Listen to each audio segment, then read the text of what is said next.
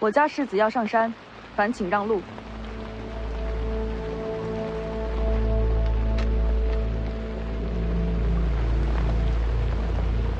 你不出手吗？这小子想看风景，干我何事？我干嘛帮他？世子得罪了。停手！让他上山。这儿还轮不到你来决定。老祖下令，让徐凤年登古牛将。老祖让他上去。这种事儿我怎敢凭二说？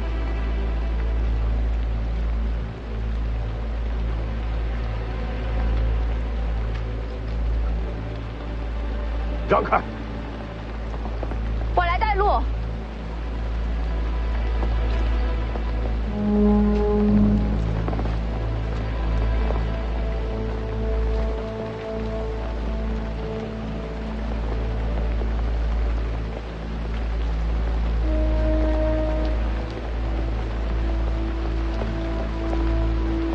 走。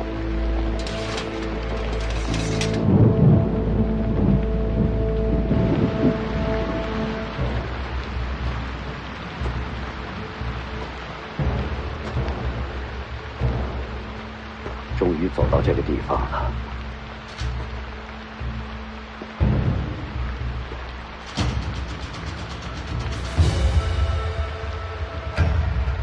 轩辕进城，请老祖宗现身。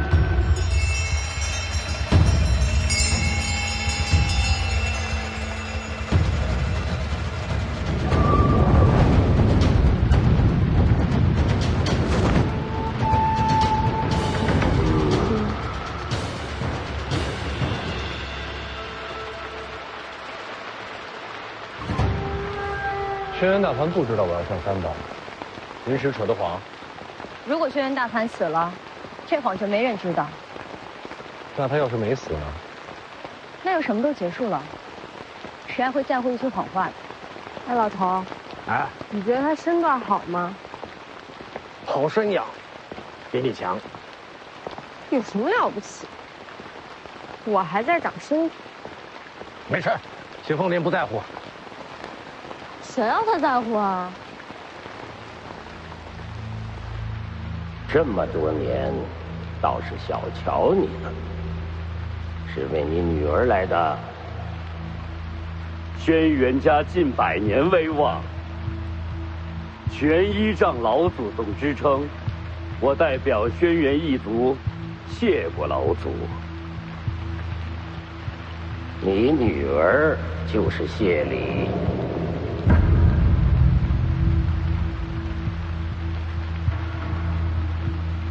然而这条路走错了，错又怎样？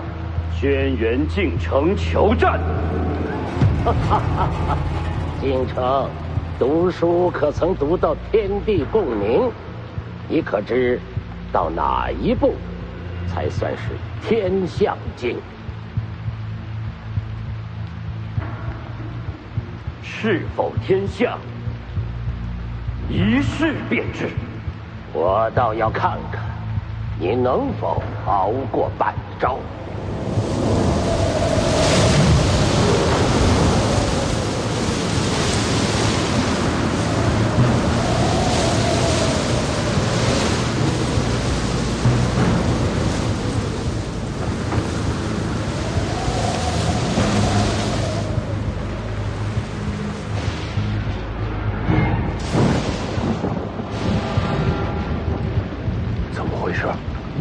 跟谁动手？开始了，你觉得谁能赢？我当然希望我爹赢，但轩辕大盘是天象境高手，诸般武学无不精通，要赢他，谈何容易？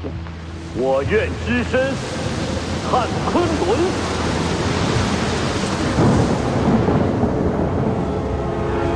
天象境真能凭心意改天象？只是凑巧撞上打雷天而已。要真能呼风唤雨，这天下就没旱灾涝灾了。反正我也不懂，前辈说什么就是什么。三爷死了，是轩辕敬城所杀。胡说八道！那书呆子人呢？上大雪坪了。能。李前辈，这轩辕大盘到底什么水准？当年窦健他输了，这以后我就不知道了。瞧着比当年长进了。那他爹呢？他爹山下乔介还不是天象星。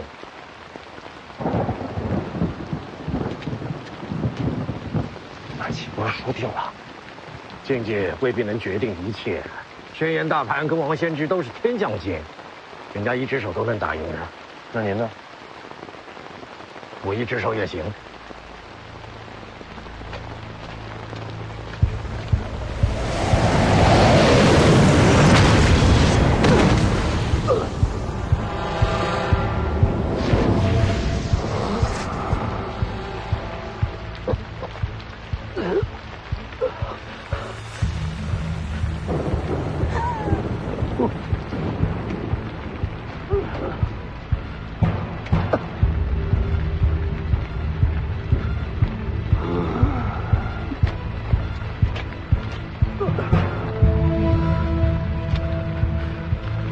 这就是你的极限了吧？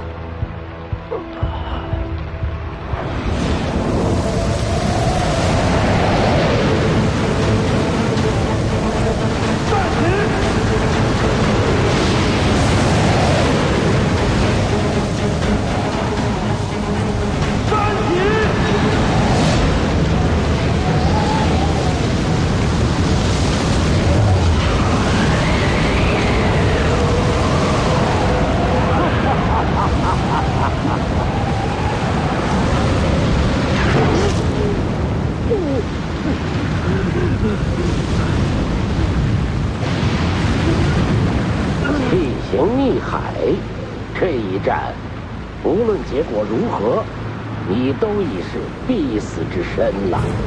还请老祖陪我同去。就凭你这投机取巧堆出来的天象星，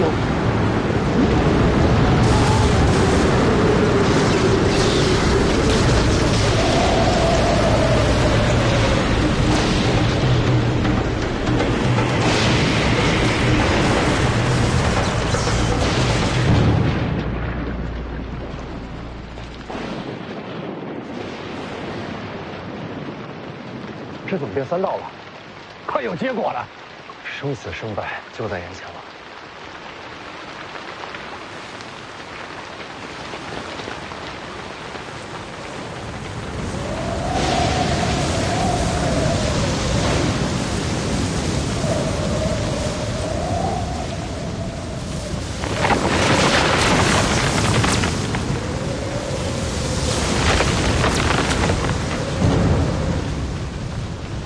真的是他！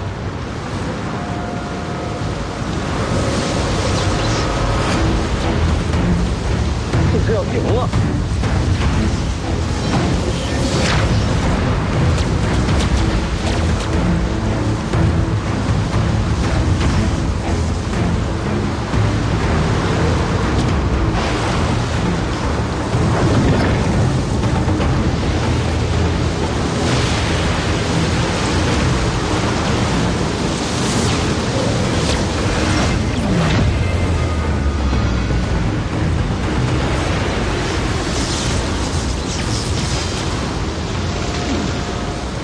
老祖小心！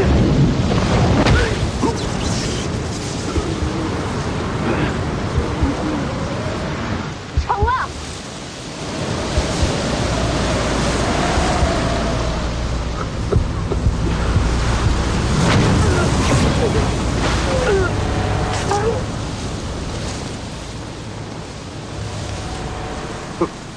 你不惜性命全力一击，又可曾伤得了我？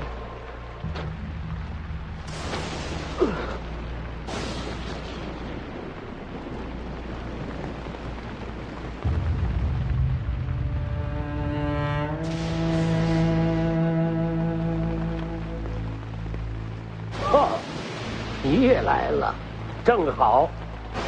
等杀了他之后，再与剑神一战。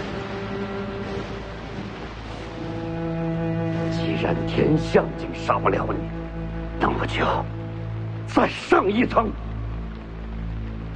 天象境再上一层，便是陆地神仙。连王先知都没到这境界，你怎上得了这一层？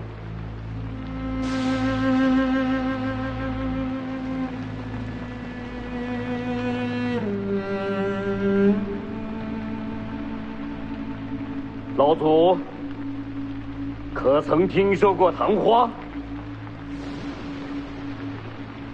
初开便败，刹那芳华。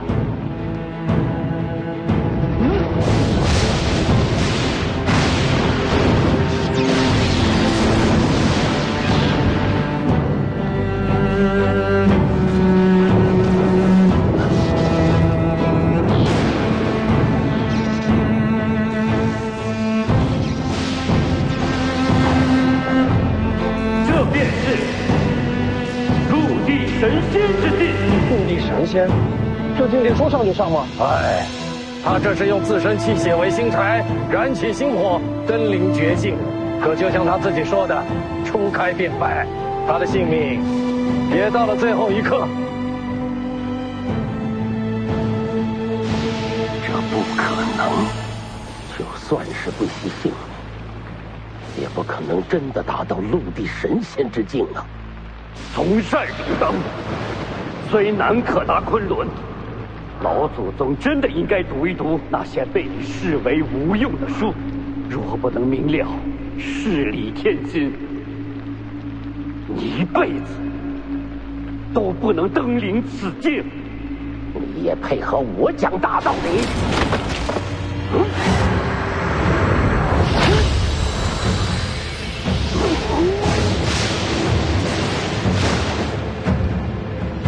老祖还有什么遗言留给惠山？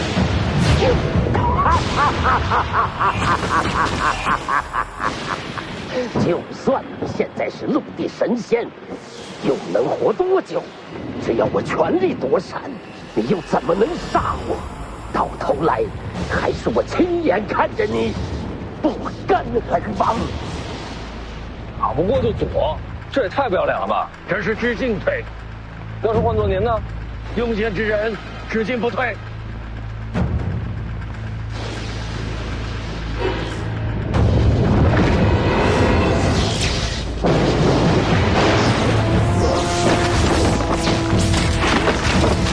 这也行，还是用了天使。若真是陆地神仙，靠自身就能杀他，已经很了不起。你现在还能活多久啊？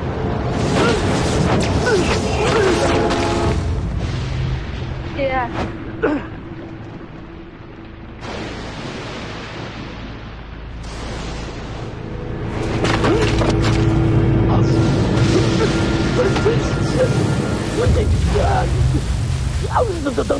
我可以让青松做家主，我可以发誓永远不碰的。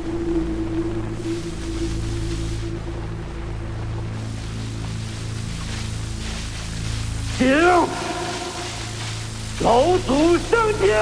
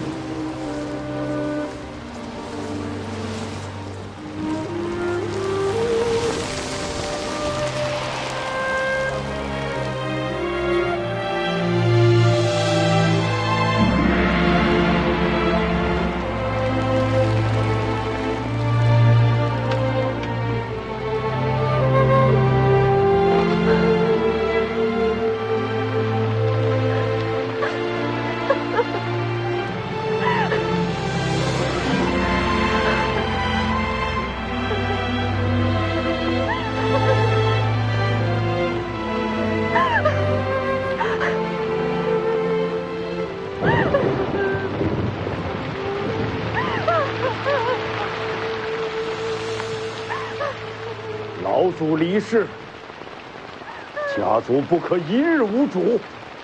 如山重担，只有我来承担。来人，将这谋逆者的女儿拿下！等等！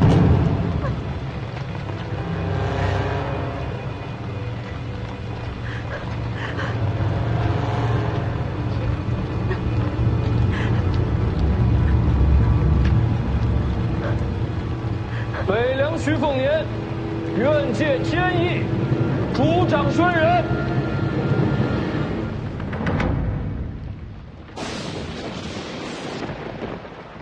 抬走。是。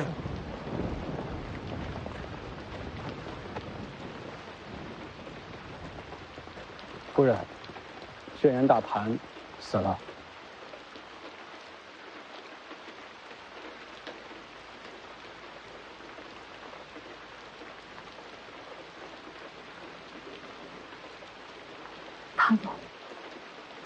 他什么结果？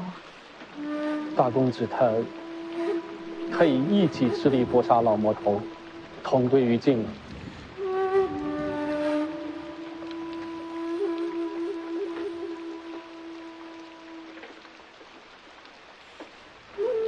你是来投靠的？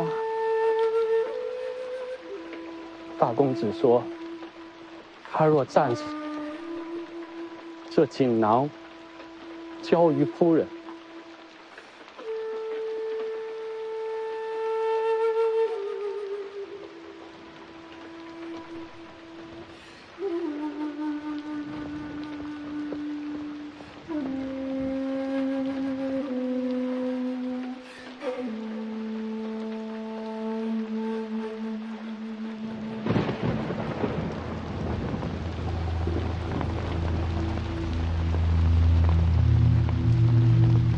世子，这是辉山，不是北凉。轩辕敬城欺师灭祖，罪不容恕。他的女儿怎能执掌辉山？就算撇开这不说，家族的诸般事宜，向来都是由我和老三共同打理，千头万绪，他如何接手？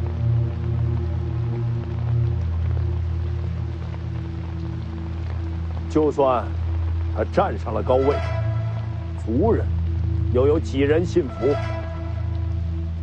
世子身份尊贵，有您在，自然能压得住一切波澜。可您又能守在辉山多久？他说的挺有道理啊。若我做了家主，也愿与北凉结为同盟。至于我这侄女，可以赠与世子。你家长辈都挺不要脸的啊。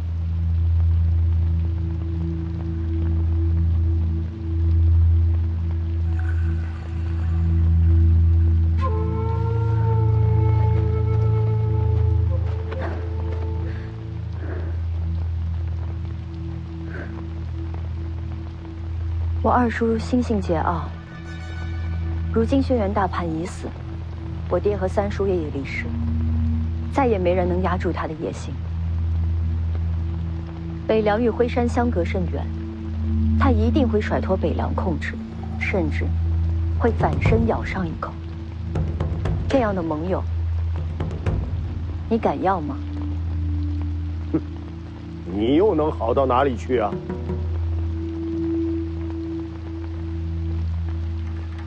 他问你话呢。哎呀，这话不好回答呀。怎么说？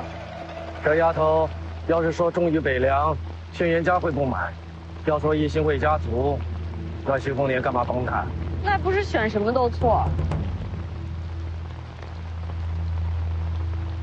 殿下也该想想，有朝一日，陆国和徐凤年，你会怎么选？齐赵叔叔，华莺莺，别人听不见。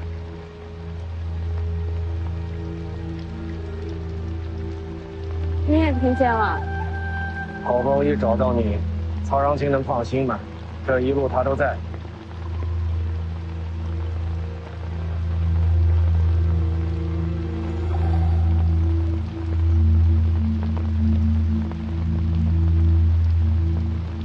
我轩辕清风发誓，若我执掌轩辕，必定竭尽所能，振兴家族，让轩辕家屹立不摇。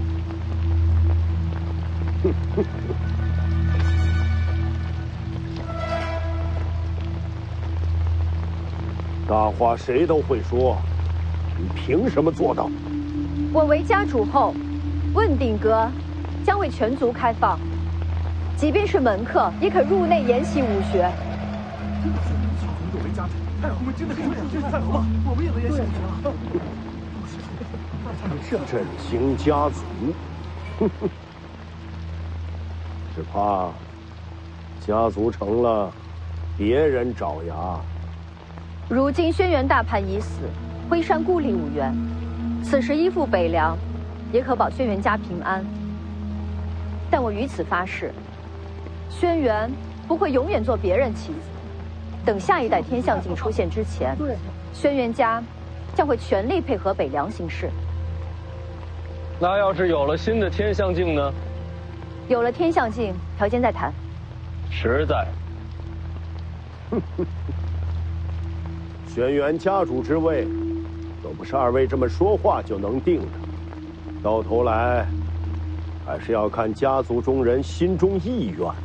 诸位，若轩辕家由这么一位黄毛丫头来做主，岂不成了天下人的笑话？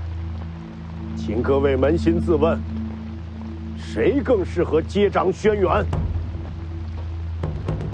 这还用选吗？长幼尊卑，常为一族之本。说得好，长幼尊卑。清风啊，你且听听，这才是人心所向。呀！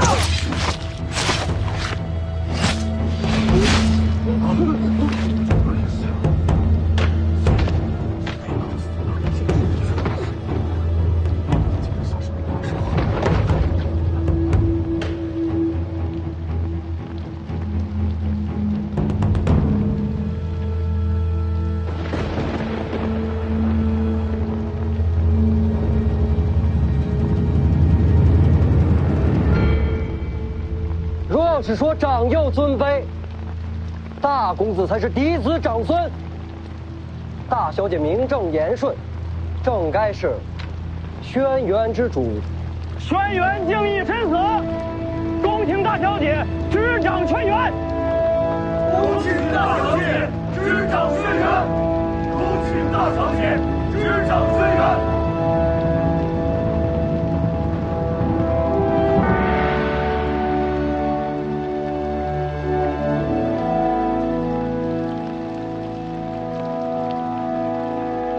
不是我，还能有谁？你爹不简单啊！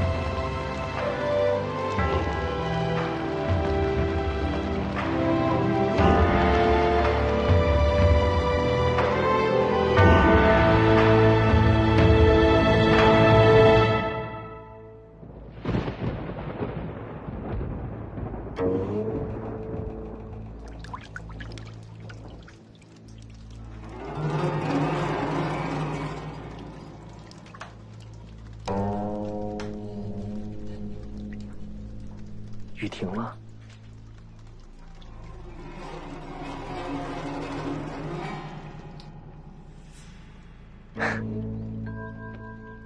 天变了。你刚才说什么了？你没听清吗？轩辕敬城和轩辕大盘同归于尽。轩辕清风将要执掌轩辕，你觉得他会怎么对你？不可能。相不相信都可以，可留给你做决定的时间不多了。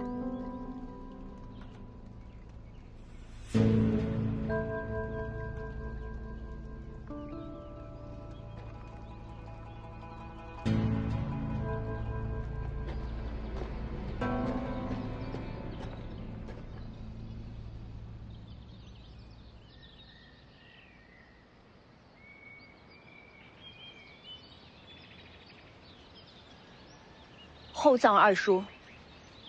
大小姐放心，拿下袁庭山。是。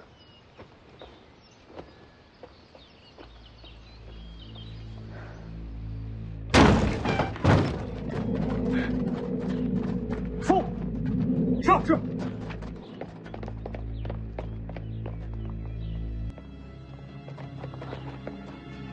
人走了，招。反正你也无路可走，跟我过江吧。有惊喜给你。都起来吧。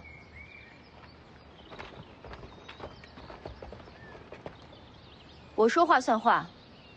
从今后，轩辕族人皆可进问鼎阁研习武学。门客凡有功绩者，亦可入内。这下好，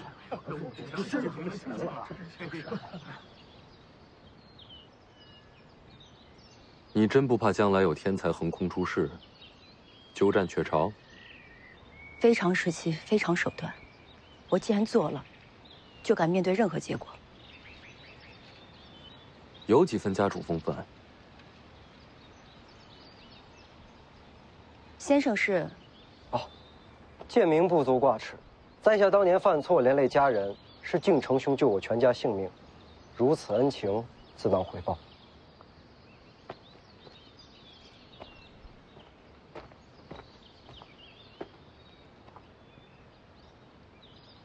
我爹给我的。是。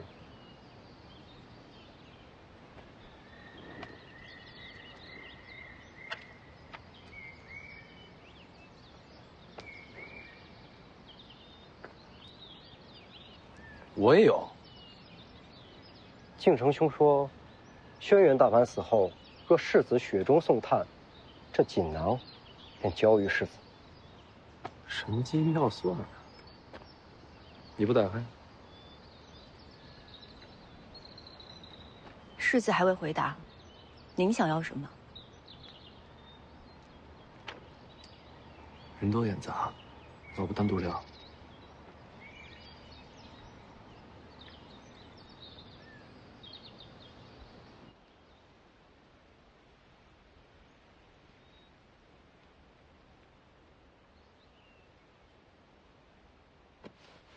小姑娘，赏花呀！甜的。什么？我说这花里有蜜，尝起来是甜的。我小时候嘴馋，就总摘了吃。人家姑娘家都赏花惜花，你就想着吃。我命苦，就爱甜。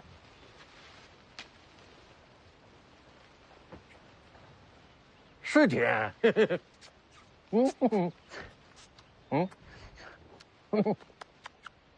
哎。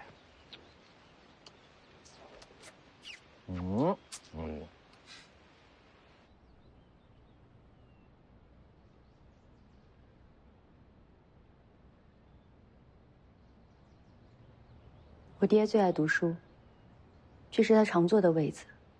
他看书累了，就总爱望着这边的窗外。好像也没什么呀。是啊，这窗外不平江，无山色，也不知道他天天看的是什么。他心里想的，我从未明白过。做爹的都是这个样子的，什么都自己安排，自己扛着，又不愿意说。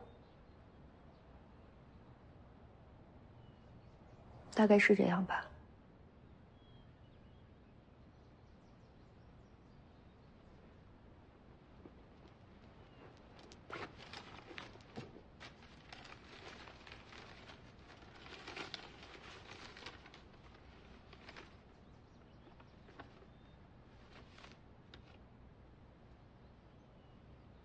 写的什么？门客族人的性格喜好、生平际遇，大概是来把握人心的。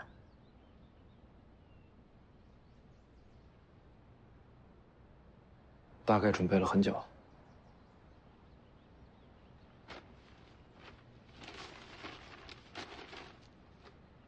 徐凤年若贪念无穷，切勿相争，可投龙虎山。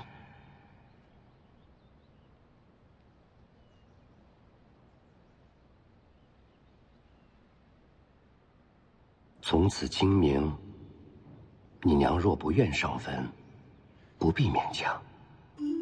不能相濡以沫，便江湖相忘，一时幸事。打你出生，爹在桂花树下埋下一坛酒，1年1坛，至此23坛矣。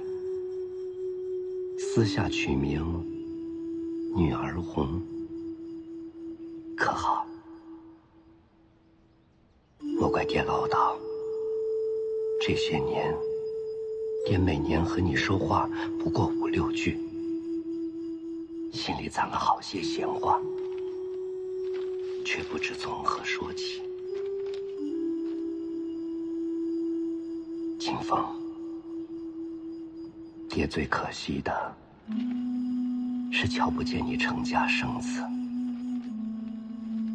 若有将来，孙子叫扶摇，孙女叫雅颂，可好？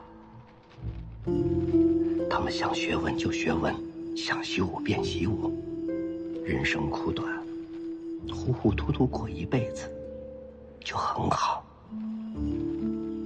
总好过爹这样，一生求而不得，愿憎相会。怕你生厌，不再多说，祝我余岁安好，无病无灾。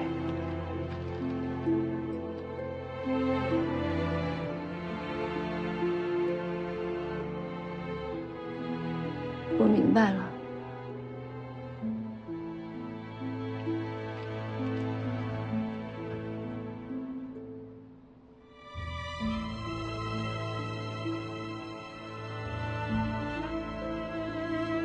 从这窗外看过去，什么都没有，但一直往下去的方向，就是我和我娘的院子。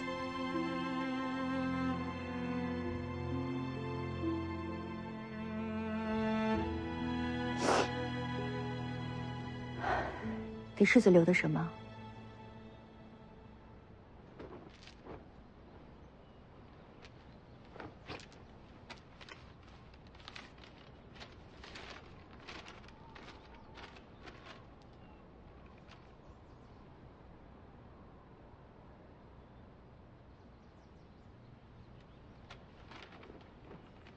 你这个爹呀，辉山没落，世子若想取而代之，只求留小女一条性命。轩辕大盘府内奇珍秘籍，尽献世子。大雪屏上便是轩辕大盘的住处，世子可自便。我不要回山财宝，也不要轩辕绝学，那就是要我。门外青鸟，论相貌不输于你，5亿原在你之上。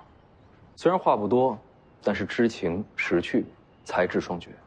像这样的丫鬟，小爷我府上还有6、7个，我要你干嘛？那请问世子，究竟想从轩辕家得到什么？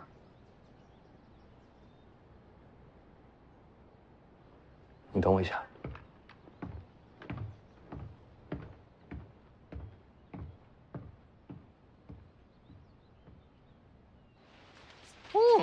真甜。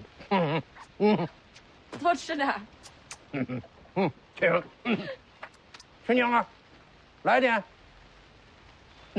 好东西。请。干嘛？有事。您这是采蜜呢？挺甜的。前辈，您好歹是个剑神，别什么东西都往嘴里塞。来点吧。哎，来点吧。别客气，来点。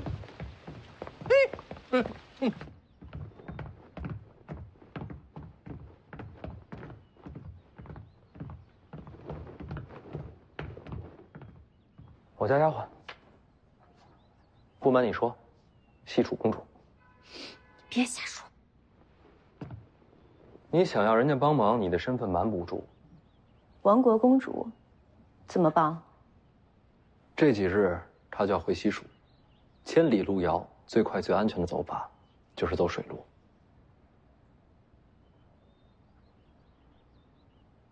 把她安全送到，就是要你帮的第一个忙。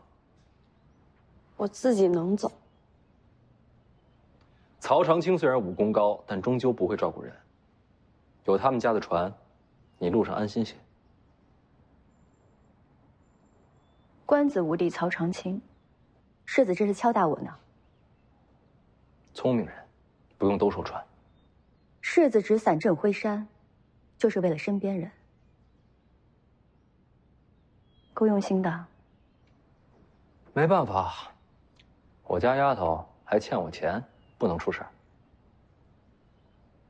谁欠你钱了？这么多年吃喝不花钱吗？那你列个明细，我有钱还你。得算利息。不管你怎么算，我都认。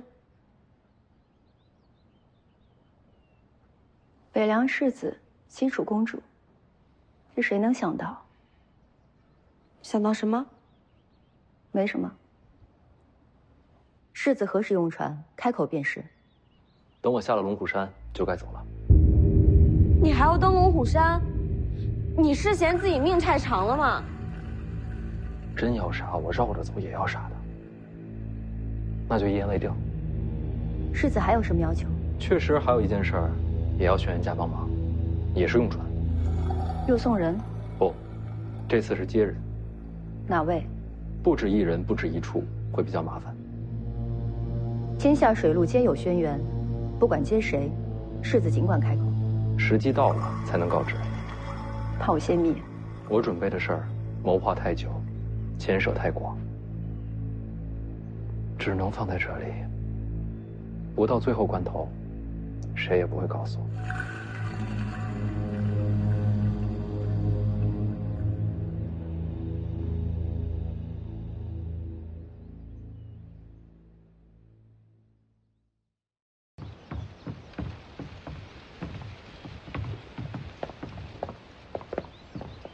就送到这儿吧，我们自己下山。真就这么走了？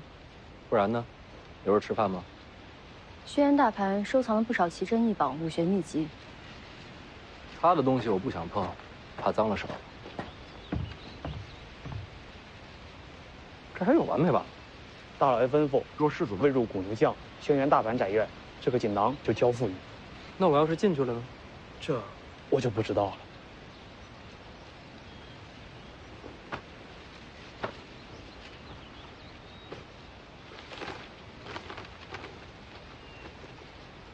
世子不负徽山，徽山必不负世子。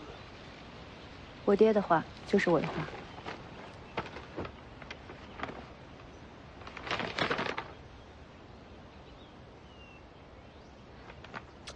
你爹这是要把他的武学心得传给我？世子应得的。小爷不要。这，世子。轩辕敬城最后登临陆地神仙之境，他这本心得堪称神物啊！我有我自己的路走，何必学别人？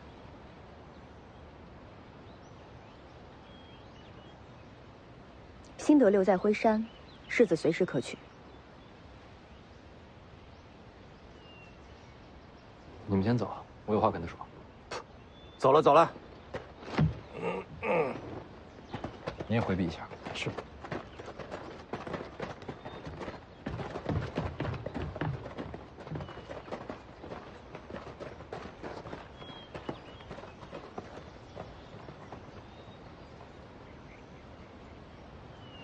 你呀，你不用一句一句小心翼翼的，我就跟你明说了，就你这样要胸没胸，要屁股没屁股，还整天苦着一张脸，本世子对你没兴趣。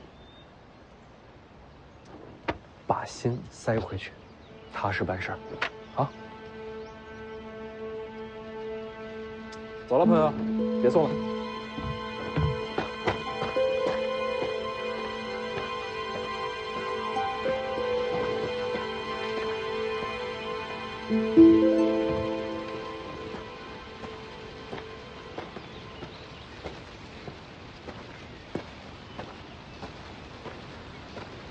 怎么了？问你个事儿。说。你来辉山到底是行侠仗义，还是早有预谋？辉山轩辕家族确实早就在我计划之中，但毕竟来辉山之前，不知轩辕家族中人品性如何，最后选择了帮轩辕清风，也是种必然吧。按你的意思，就是行侠仗义了。但行好事，莫问前程，但往往有的时候，行了好事，才会有好前程。哼，云里雾里。你借船还要干什么？我不是说了吗？不到最后时刻，谁也不告诉你。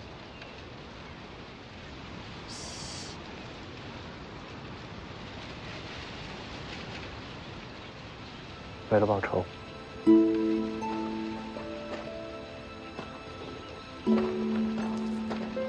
江宁啊，我也说不出为什么。这次辉山之行见到的种种，让我心里多了一丝害怕。怕什么？怕徐骁。你别蒙我了，这全天下的人都怕徐骁，除了你。说你怕他，我才不信。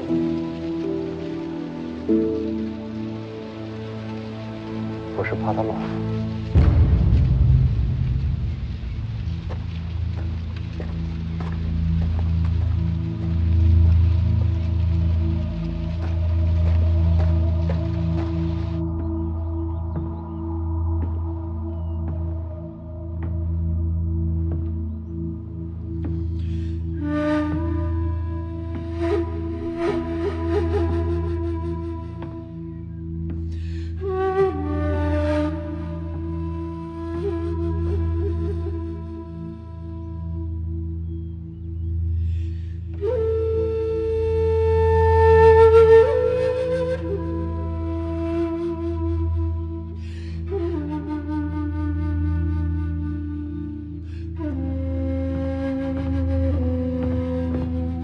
小姐，大老爷吩咐，徐凤年若不接心得，这锦囊交给大小姐。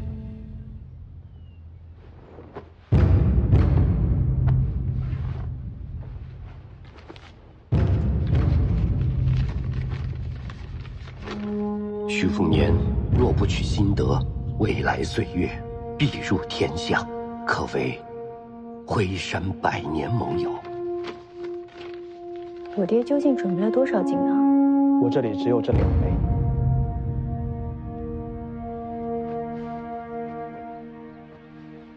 好料子，不便宜啊！是用私房钱准备的？这没交代。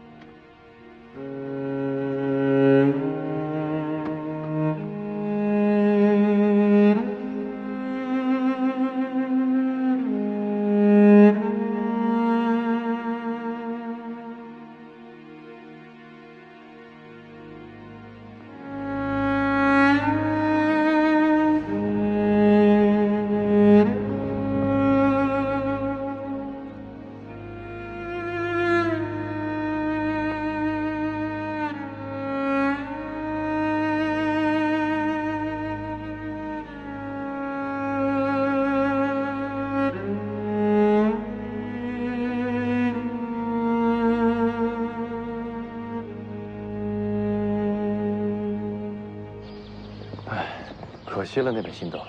没拿就好。啊，前辈此话怎讲？武学不是烩菜，越杂越好。这小子想叫他人道路啊，心境上倒是有几分两袖清舌的味道啊。还有心境这么一说。我当时想的是，我把这册子拿了，那帮他的恩情不就扯平了吗？这么大个轩辕家，以后用得着啊。不过前辈这么一说，这心境上也说得通。看来我是武学奇才啊。哼。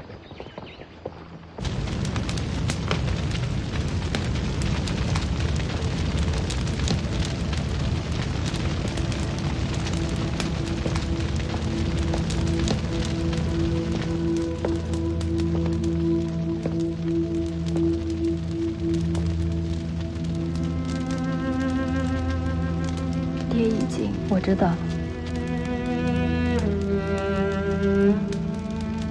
他也给你留锦囊了。有些话或许当面说不出来，要借这个说与你听。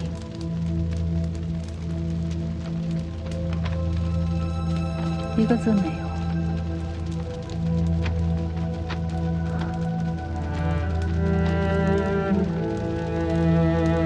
其实也是，早就没什么话可说了。他以陆地神仙境界击杀轩辕大盘，又安排门客刺杀轩辕敬义，给我留下消息，叫我掌控家族客卿。辉山一袭旧尘，重获新生，全是他一人谋划，最后还不是死了？难道您现在还觉得他窝囊？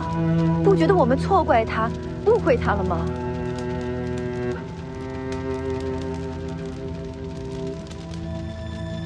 北凉世子呢？对你有什么打算？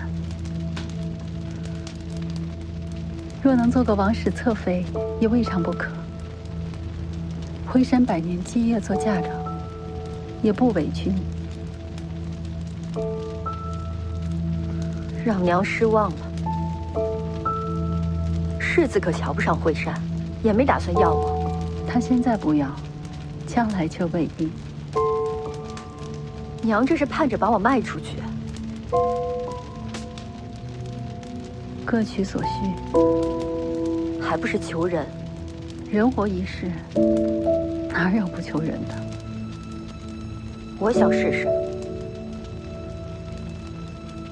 不做王室侧妃，也不要紧。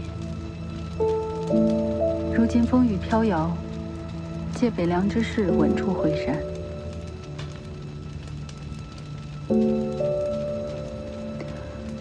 好了，娘不多说了。你长大了，心里自有定数。我想在大雪坪上为父亲修墓，随你。你一点都不在意。他酿的酒不错，一杯贵酒入嘴去，两朵桃花脸上来。这是爹写的，他还说过，山上那株老桂，每到秋日，桂子如玉，容而不媚。这话就好似他为人处事。你现在才说他的好，不讽刺吗？娘有说过他不好吗？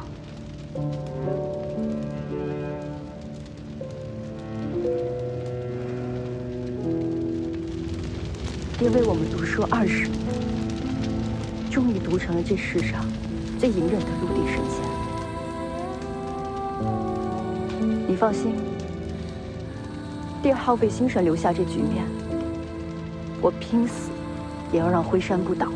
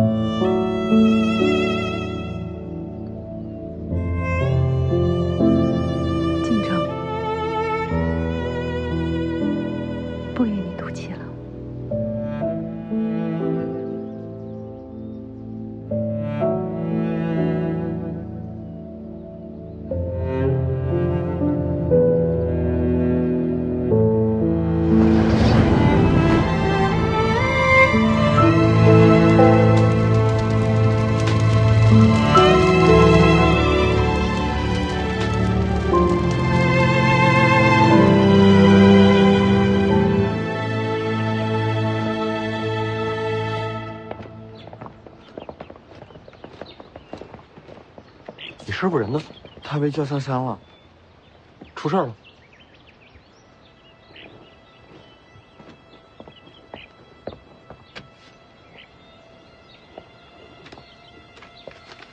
龙虎山招我，世子细速上路。龙虎有变，不知道的以为劝我赶紧死。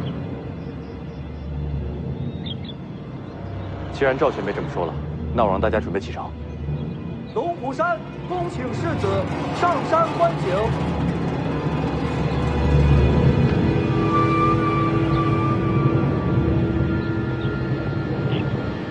不用管他，我们走。我能走，黄马怎么办？龙虎山天师府，天下第一门派。见识见识。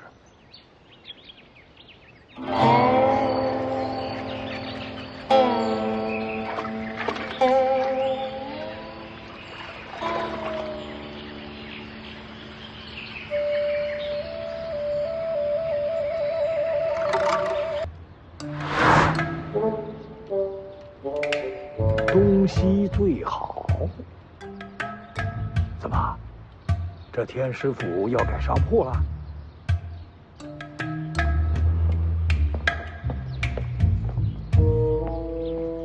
东西最好。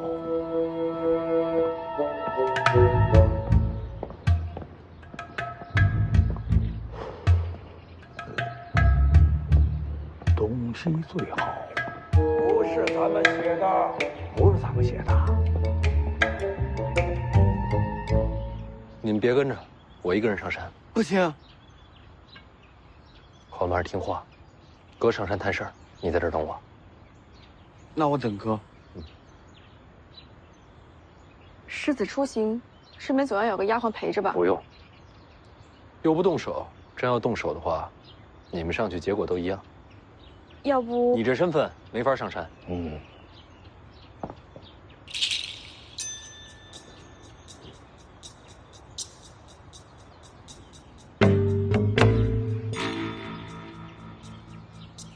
哎，有时候我真搞不明白，你们俩我到底是欠了谁的？要不我陪你走一趟？多谢前辈。你怎么不把我留下来？前辈武功高，我留不住。你这不要脸的风范，快赶上你爹了！回前辈，家学渊源。行了，走吧，马上。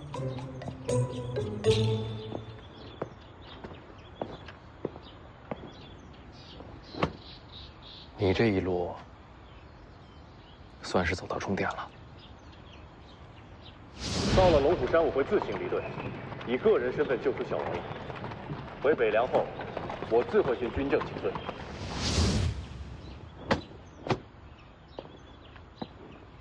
上山。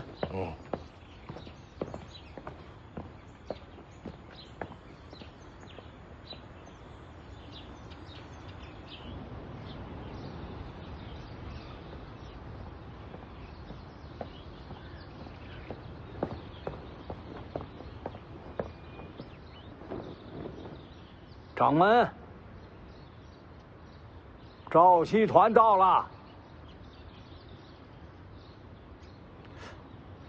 你怎么不出门啊？闭个关。你闭关啊，还让我上山来呀？是我请您上山商量大事儿。哦，单凭回山了。大不大事儿先不说，门口那字儿怎么回事啊？啊，我才听掌门说了，是个小和尚写的。小和尚？对呀。前几日小和尚带了个小丫头，登山论法来的。两禅寺来的。小孩心性，论法在乎胜败，还赌了输赢啊。论输了吧？输了2场，让小一辈和他辩论，小和尚尚有几分慧根呐。小和尚是书画双全呐。哎，那为什么要写东西最好啊？东西是那小丫头的名字。大脑袋呢？小和尚画自己，逗小丫头开心呐。有意思。那为什么不把它擦了呢？留着也好，让小一辈们有点羞耻心。好了，论法之事暂且不提，咱们先商量正事。唉，我已多年不问世了，还特意把我召上山来，这该多大的事儿啊！也不算什么大事儿。哦，就是杀个皇子，再加个徐凤年。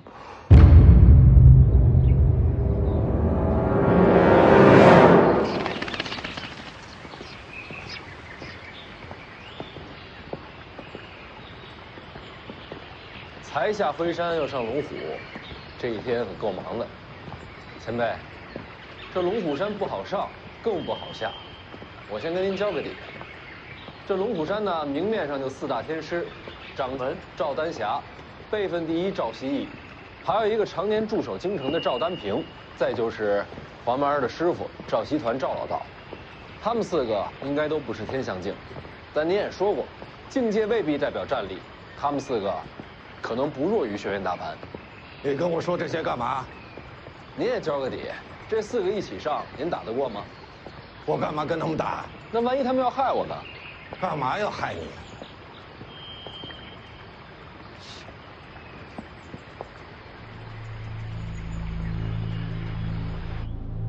当然是为了天下平乱呀！平乱？可徐凤年一死，徐骁必然会马踏龙虎，北凉的铁骑谁抵得住啊？可以不用真死啊！什么叫不用真死啊？为了徐凤年一身大黄庭，将来徐骁身死，北凉必起内乱。徐骁已经安然离京，正在返回北凉的路上。既然朝廷都不动手，我们龙虎山何必要趟这个浑水啊？此乃国运之政，怎能畏首畏尾？这话是谁说的？当朝宰辅张居禄。这件事关系到黎阳朝未来的国运，你们龙虎山既然承受朝堂的好处，那就该为国尽忠。这是借刀杀人。所以我说了，只废大黄庭，可以留性命。我们龙虎山不是他张居禄的门客。您有没有想过，徐凤年一身大黄庭，传自武当，他若接掌北凉，武当必将趁势而起。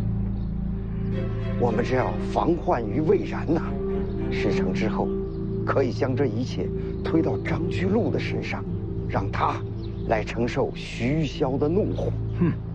徐骁不是傻子，将来呀，这北凉必然成为我龙虎山的死敌。您可别忘了，这徐龙象可是您的徒弟呀！哎，别动我徒弟啊！当然不动他，非但不动，而且还要好好教他。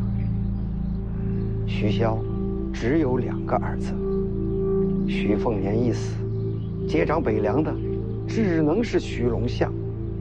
此事若成，宰辅欠我龙虎的恩情，朝堂要赞我等的忠心，武当从此没落，北凉之主最终将是我龙虎门徒，这一石4鸟，必将成就我龙虎100年之计呀！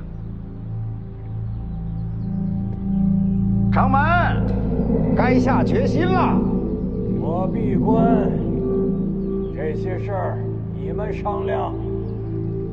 赵希义呢？也闭关呐。哎，我还是觉得徐凤年这事儿不妥呀。一时箭在弦上，不得不发了。你刚才说还要杀一个皇子，这是一个不为人知的私生子。不为人知？你怎么知道他叫什么名字？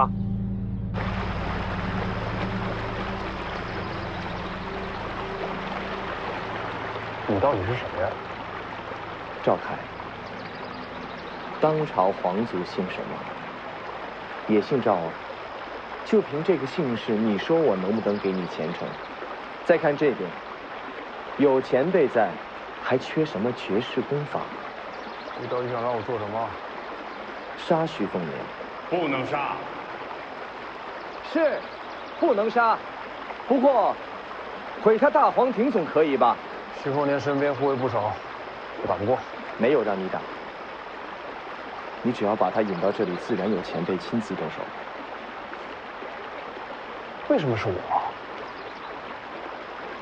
徐凤年刚下灰山，你就跟他说轩辕清风另有阴谋，他绝对有兴趣。毕竟，他知道你曾是轩辕门客，之后你只要把他骗到这里，即可。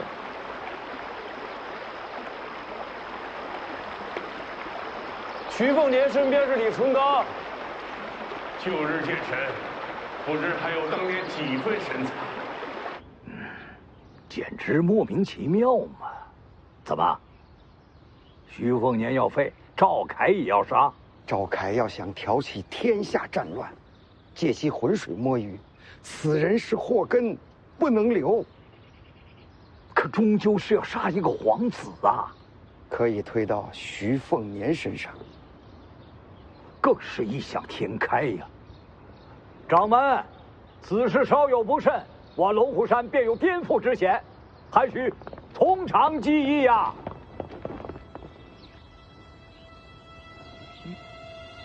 当断则断，别再计较了。徐凤年已经到了府门之外，我亲自动手。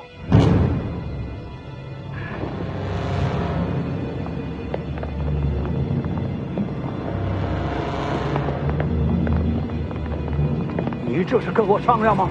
你早就准备好了。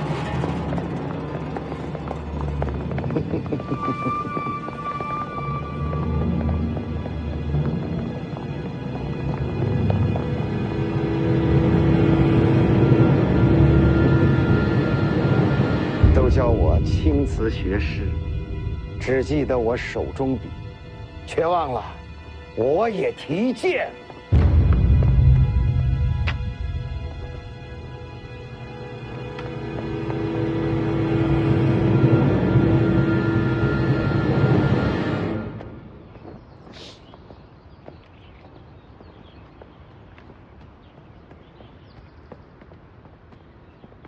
龙虎山怎么是这风格？这话看着眼熟啊！有请世子入府。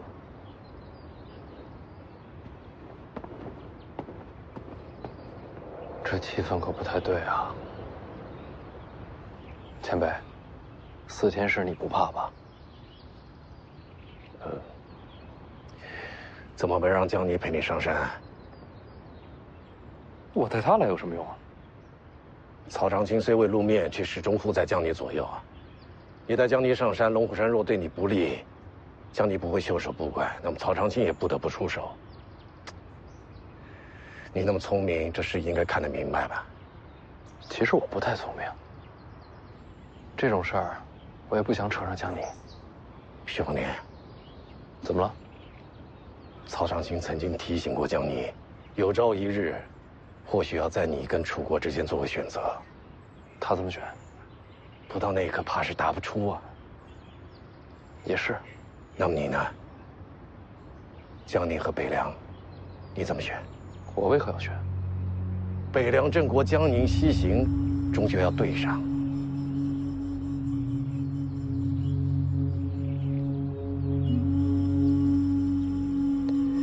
这人间黑白不明，对错难辨，哪来什么必选之决？我徐凤年不会让自己走到那一步，北凉和江宁，老子都要。走吧，前辈，进天师府逛逛。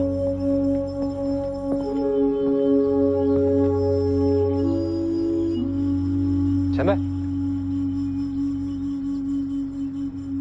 原来可以都要。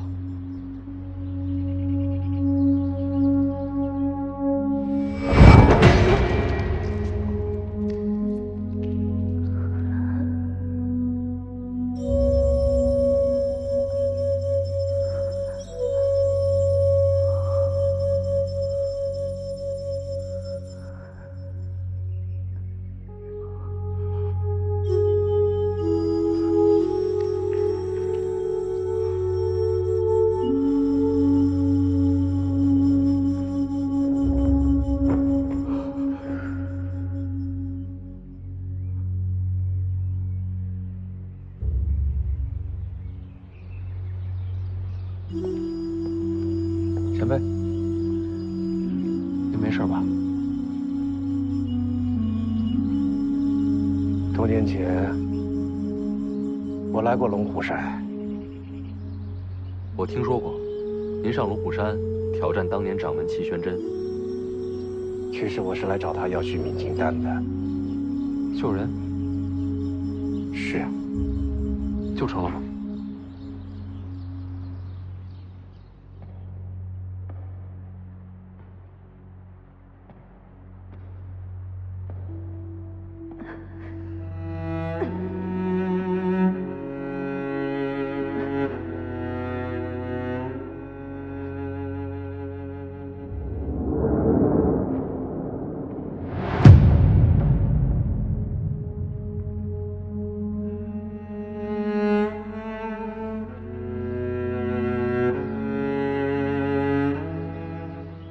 还没见到齐玄真，人就已经死了。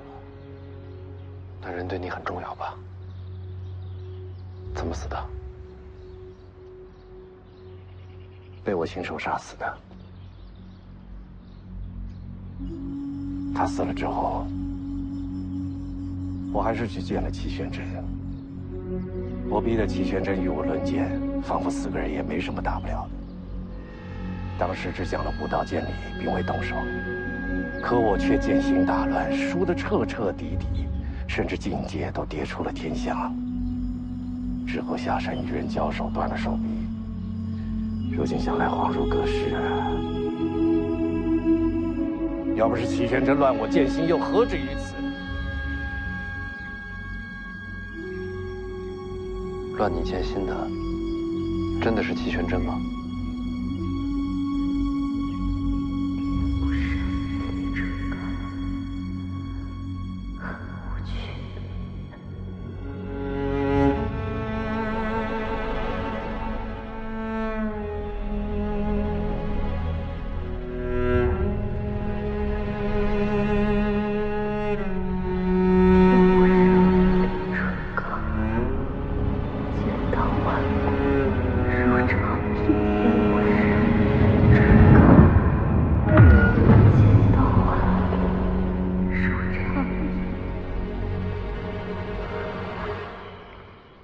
当时如果认识你，知道人可以无赖到全都要，大概会不一样吧。对你很重要那人，你为何要杀他？是他想杀我，却又收了手。她是我仇人之女，相遇之后却下不了手报仇，要么杀我，要么被我杀。她选择了后者，还挑了个好时机。怎样的时机？当时我的木马牛被王仙芝折断，他怕我坏了自信，选了这个时候与我交手，还死在我剑下。你没听懂。当时他与我齐名，并列天下4大宗师。枪神王秀，福将红甲，叶红婷，凤都绿袍。是。他以为这样可以让我重燃斗志，是不是可笑？石凤年，你跟江宁千万别走这么蠢的路。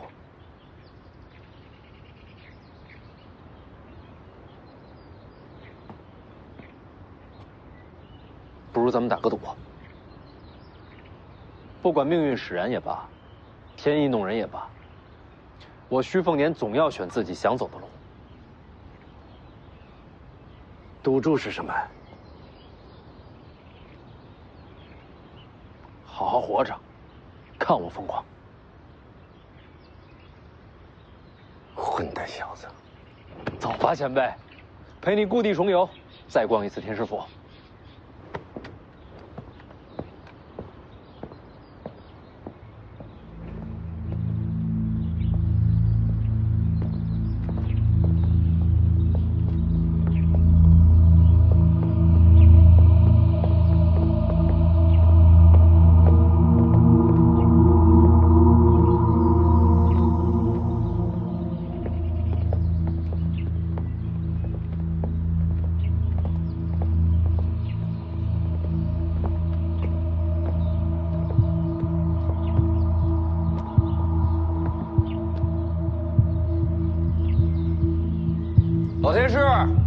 介绍一下。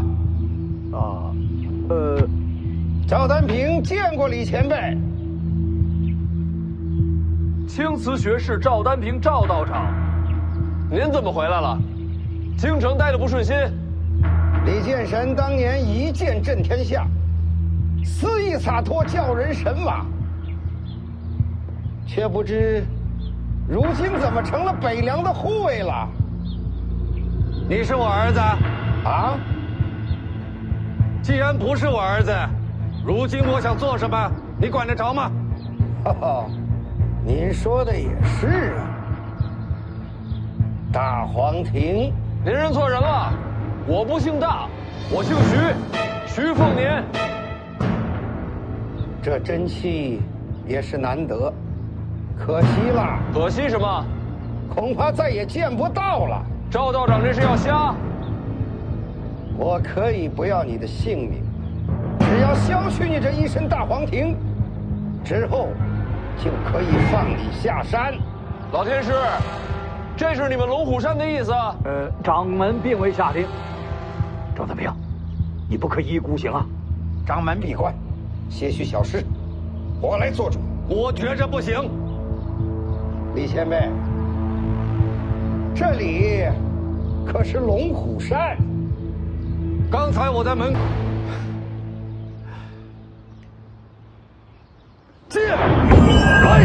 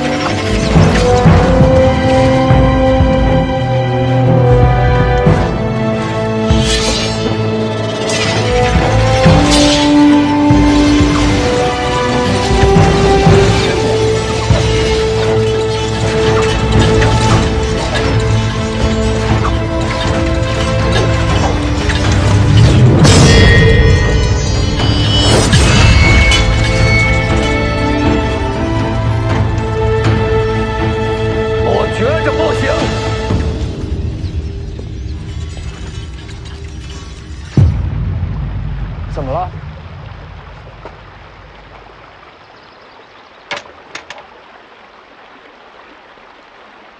李成刚重入陆地剑仙之境。陆地剑仙？他不是境界大跌了吗？不是连天象都不到了吗？怎么会成了陆地剑仙？剑神啊！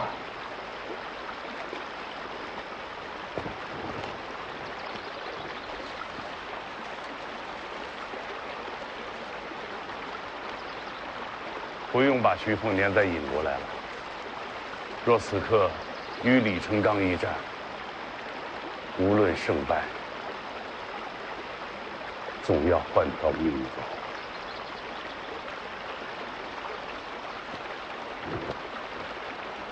晚辈明白。你还有最后一个机会。武帝城。王先知曾经折断李成刚佩剑木马牛，如今李成刚重入剑仙境，到了武帝城，怕是要和王先知再战一场。到时徐凤年身边可没第二个剑神了。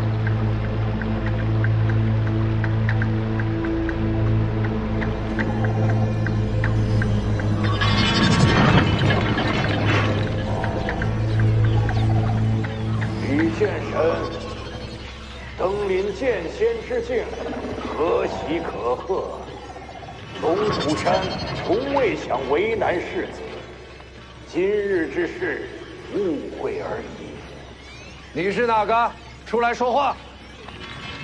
贫道赵丹霞正在闭关，不便现身。原来是新一任的龙虎山掌门。误会。前辈，贫道只是好奇剑神如今的境界，才稍作试探，还望前辈见谅。你是龙虎4天师之一，虚名而已。这一代的天师还真是了不起啊！前辈谬赞。那我们走了。前辈，请便。走了，下山。老天师，好好照顾我弟弟，别欺负他，我脾气大。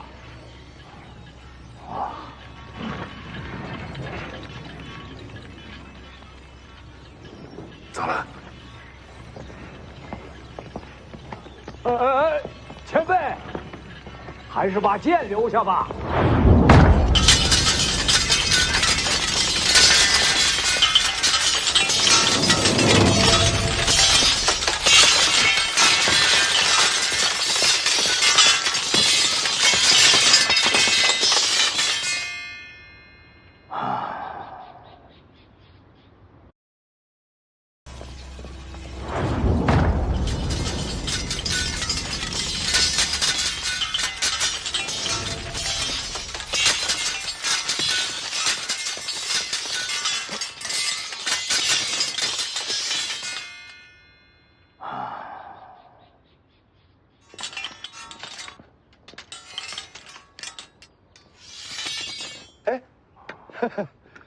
您瞪着我干什么呀？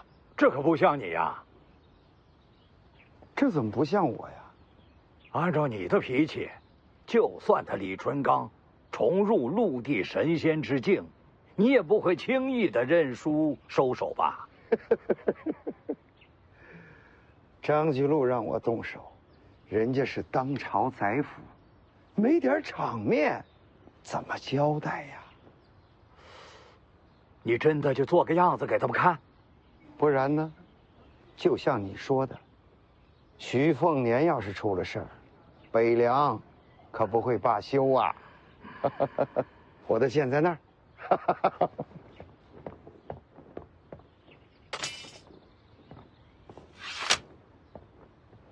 我先告辞。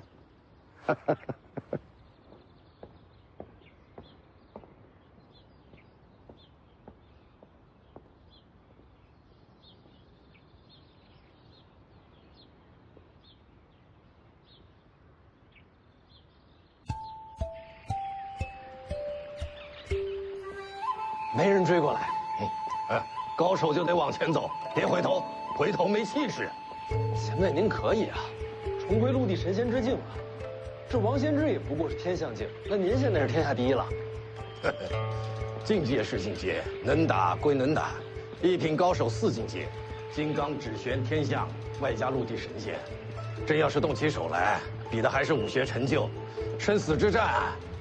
陆地神仙也未必能赢得过前3种，尤其是王仙芝啊，绝不能以境界论高低。那境界还有什么用啊？心境不同，领悟也不同，往前走的路自然也不同。走什么路？现在当然是下山的路了。那行，那不聊王仙芝，那里面呢？您刚才出剑，能不能平趟龙虎山？人外有人，天外有天呐。龙虎山与那2禅寺南北对峙1000年，那是什么样的底蕴？天知道还藏了多少老家伙啊！小子，你要明白啊，这高手过招跟野牛打架是一个道理。什么野牛？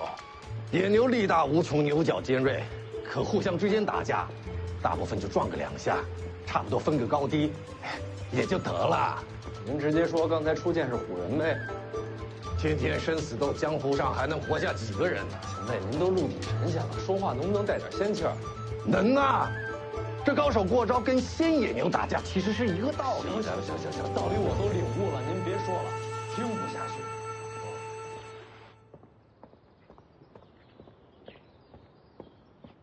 师叔，师叔。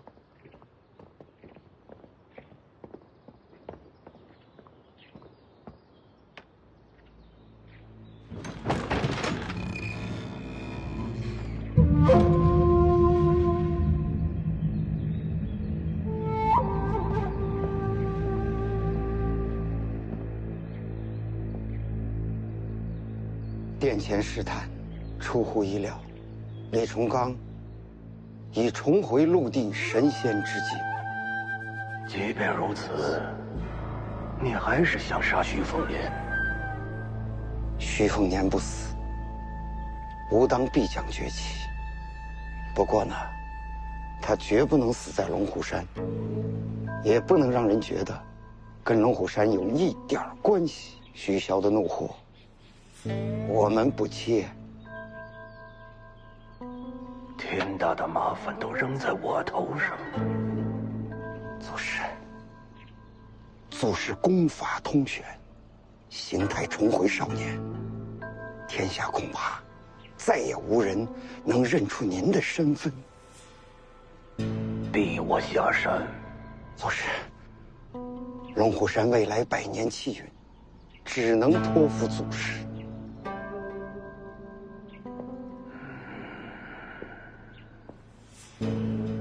祖师，要是不麻烦，不如再多杀一个。还有谁？皇族那个私生子，赵凯。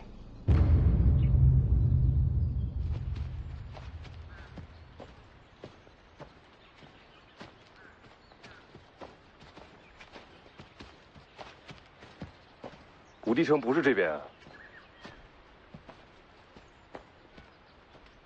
你去武帝城有事？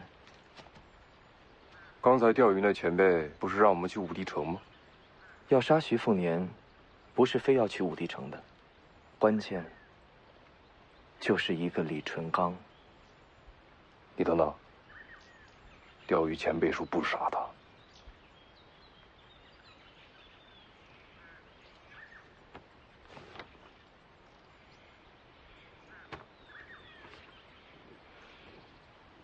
轩辕家压箱底的绝学，哪里来的？我说过要给你绝学，说过的话怎能不算？老前辈不想杀徐凤年，是怕天下大乱，战事再起。你不怕？怕。可天下不乱，我怎么寻出路？我没有出路，怎么给你前程？袁庭山，你一辈子求的是个机会，可你要明白，不翻天覆地，哪来的改命之机呀？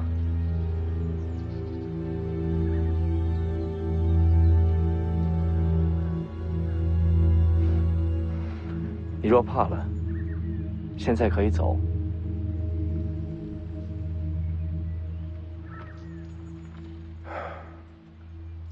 怎么过李淳刚那一关？我们等个朋友。等谁？谁能应付剑神？来了。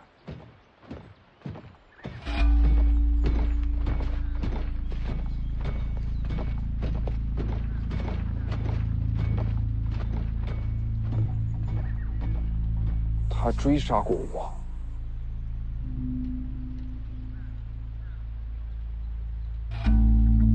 我想请你帮我一个忙。凭什么？白帝抱朴诀。你怎么知道？我看过你出手。从你的身法掌法看，应该是南疆一脉。南疆武者，求诡多变，但若没有白帝抱朴诀，自刀兵中求本真，最后都会走火入魔的，对吗？不管你是想开宗立派也好，传承师门也罢，都避不开它。我可以给你。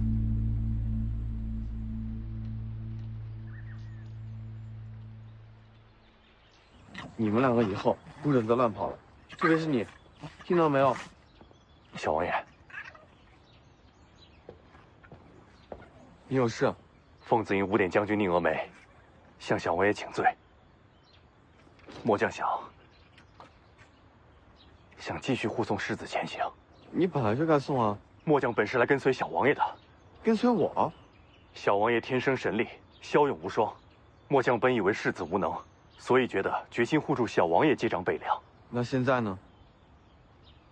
现在，经过这一路以来，我觉得什么？我觉得世子或为明主，那很好啊，北凉本来就是我哥的，谁也不许抢。萧炎，就算我也不行。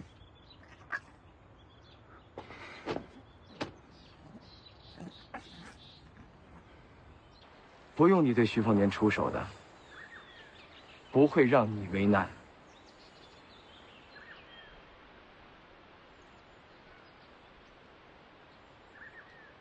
你要我做什么？我想见见李成钢。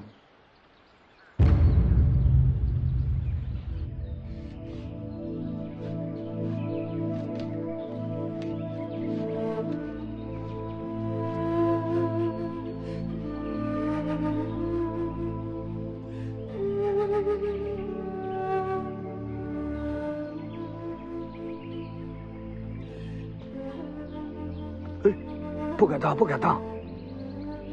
黄曼儿就托付给老天师了。自家徒儿天下第一金贵，世子就放心吧。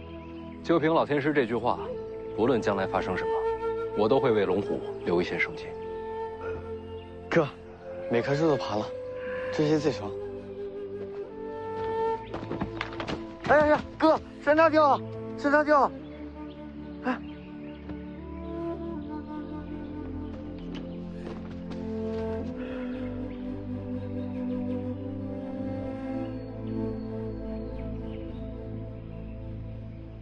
怎么没见到舒修？他没上船吗？没他。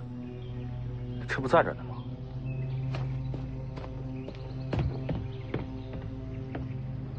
你去哪儿了？闲逛啊。哎，看见魏前辈了吗？没见着。奇怪，他应该是没上船。或许找个地方睡觉去了吧。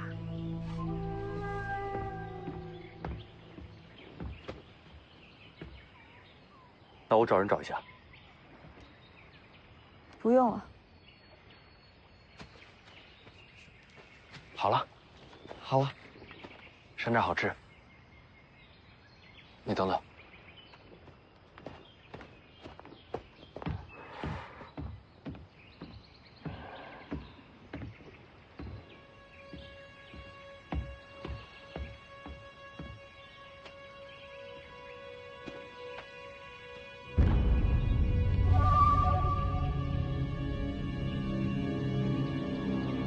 金刚给你。可是他离开姐姐，会孤单吧？是家人就会重聚，好好保护他，等你回家。杀徐凤年和赵凯的事儿，掌门知道吗？掌门闭关了。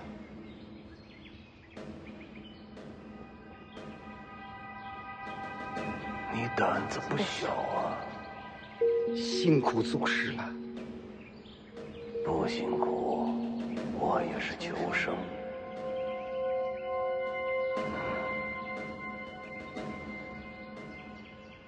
瞧着我返老还童，其实内里已油尽灯枯，死去不远了。祖师，怎会如此啊？要活下去，就只能飞升为仙。李淳罡和王献之若有一战，便是人间决定，或许便能借机敲开天门，寻得一线生机。祝祖师寻到飞升之路。我去也。祖师，您是打算暗中跟随吗？我打算上船，跟徐凤年一路同行。可是，怎么才能混上徐凤年的船呢？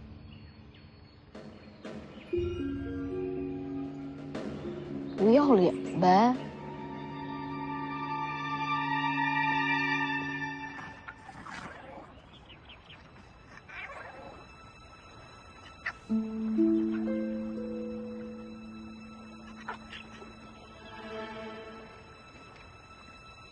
你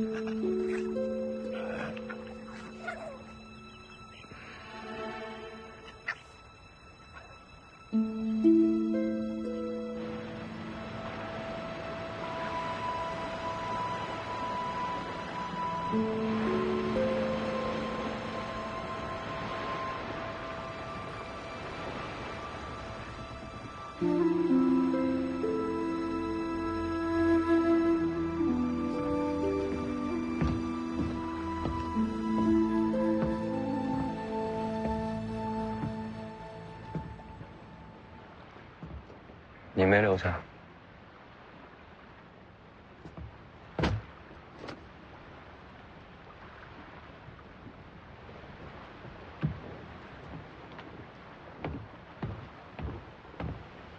起来吧。北凉人有军礼，不下跪。世子，是我愚钝，你才是北凉的未来。等我先活着回北凉再说吧。世子，前方有船。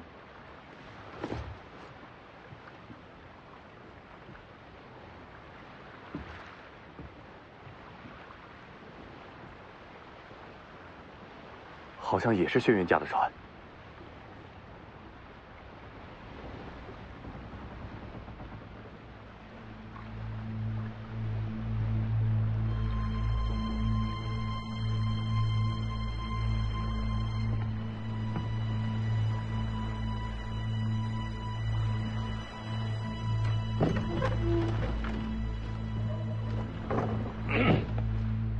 我有事情跟这小子聊聊，你们都回仓房休息去啊，去。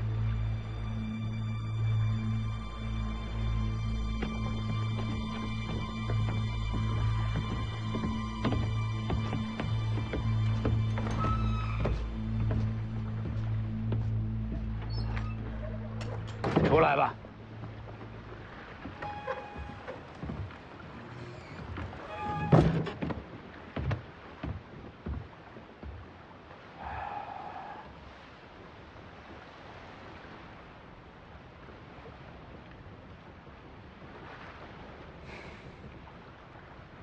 事先说好的，我离开龙虎山，就是你西行之时。我记得。那就是你的船，江上换船，不会被人瞧见。嗯，挺好的。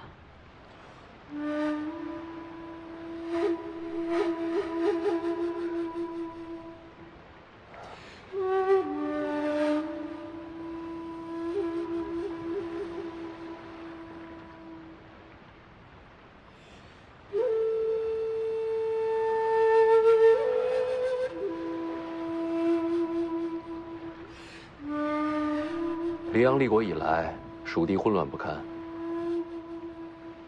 汉军马匪蜂拥四起。这些人大多数是当年前往蜀地躲藏的楚人老兵。我知道。就算你是公主，要收服这些人到你的麾下，也并不容易。楚国皇室当年的情分，到现在怕是已经磨灭殆尽了。有其赵叔叔。曹长青怕是不能日夜守在你身边，你自己小心。嗯。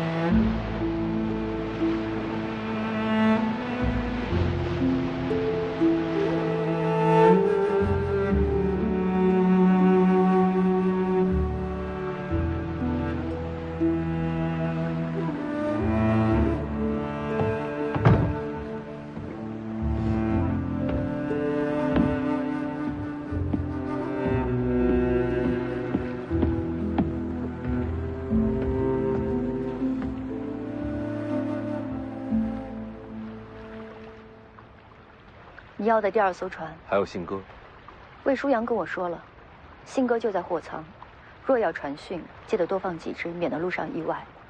行船的都是老手，只知道去悉数，不知道他的身份。多谢。不用说谢，是辉山欠你的。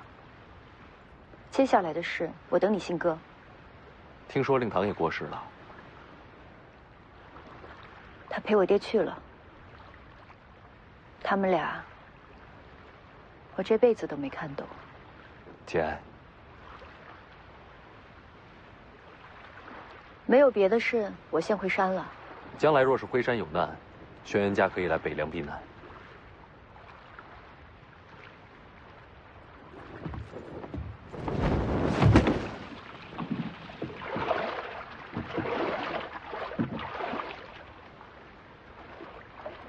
他和刚见面的时候不一样了。是改变人。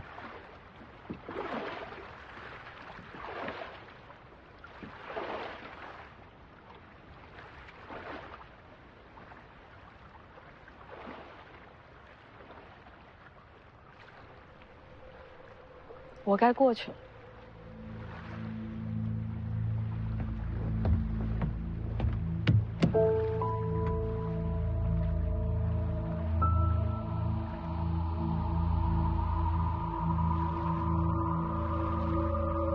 老头儿，我走了。回头上西蜀找你。做什么？收徒。你不是都有他了吗？这小子用刀，你更适合接我剑道。再说吧，没想好吧。不急。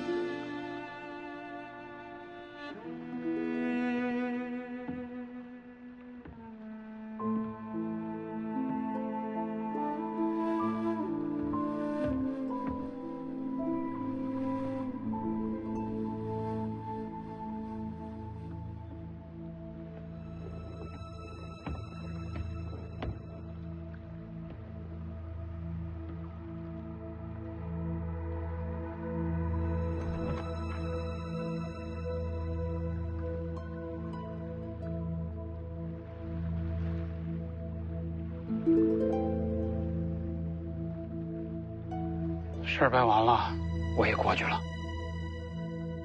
多谢。都是世子的吩咐。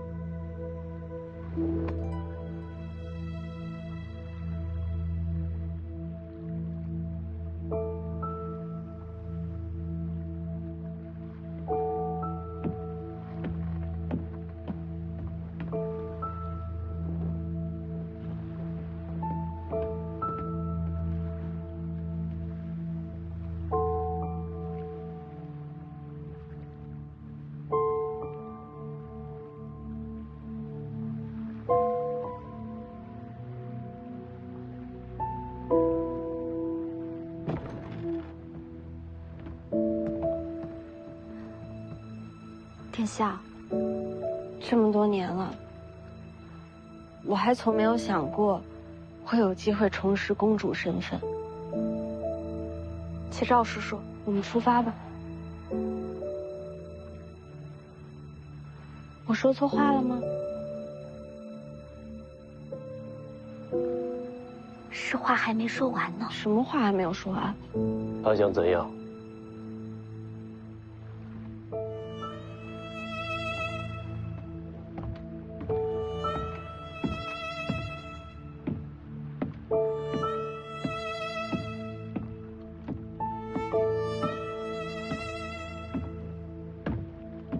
你怎么过来了？给你的。你怎么把这个给我了？送你的。你疯了！这可是你娘的佩剑啊！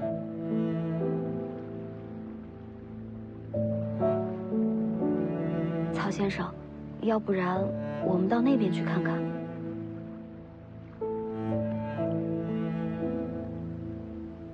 他们这一别，就不知道什么时候再见了。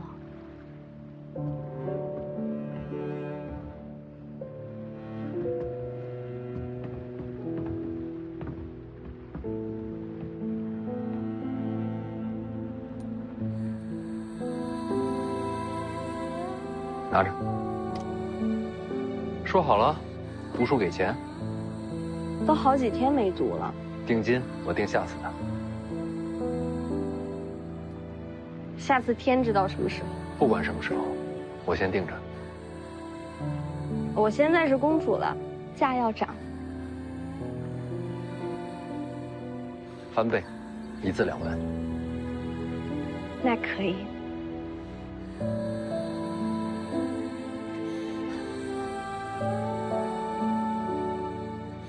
你是不是也喜欢徐凤年？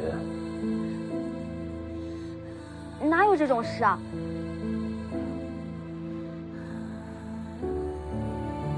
毛快被勒死了。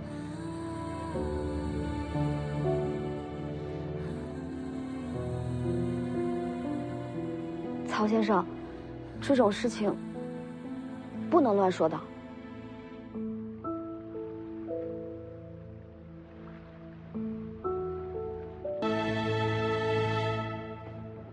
该启程了。知道了。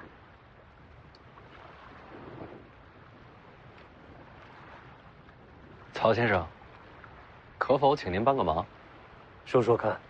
你们这次西行，路上可否造些声势出来，让人知道我和殿下一去西西处？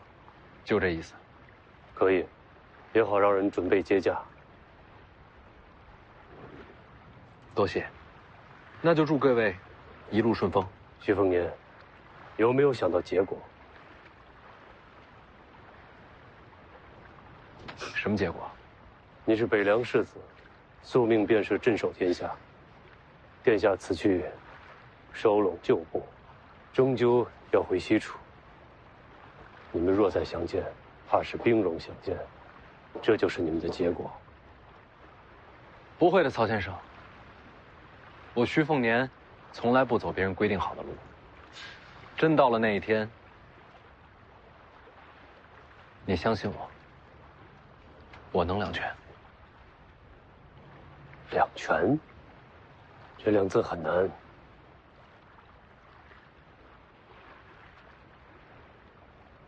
事在人为。那我就等着看。你走吧。猫也带着啊。你别跟我废话了，有话跟殿下说啊。都说完了，剩下的等再重逢。下次1字2文。好，说定了。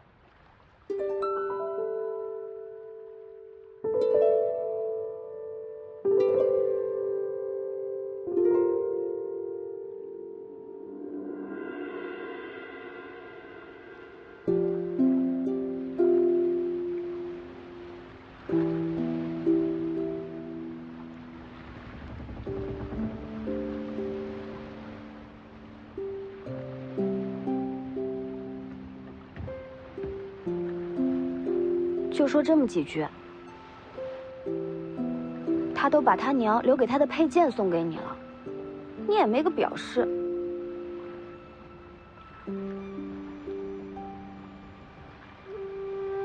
你相信我，我能两全。下次一字两文。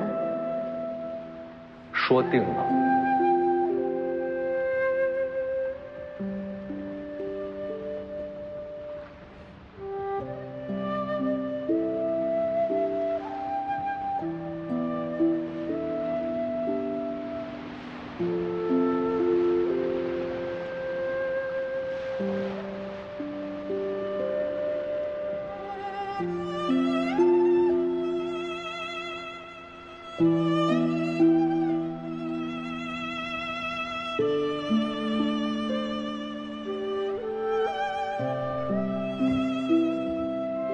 若是传讯回北凉，应该还拦得下。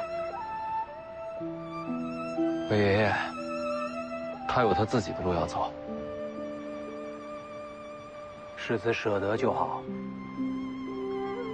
有舍才有得，有离别才会有重逢。人一走，话都开始酸了。我这是有感而发。你头上那是什么？头发。头发上边。哦，给你的。神符。将军临行前要我将神符转赠于你。这可是西楚传国之人。你不是也把大梁龙雀送给他了吗？一个赠神符，一个送大梁龙雀，你们这一个个的全是败家子，哎。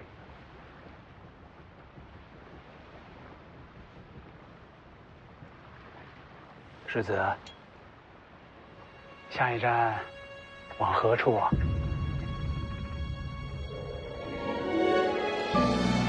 上阴学宫。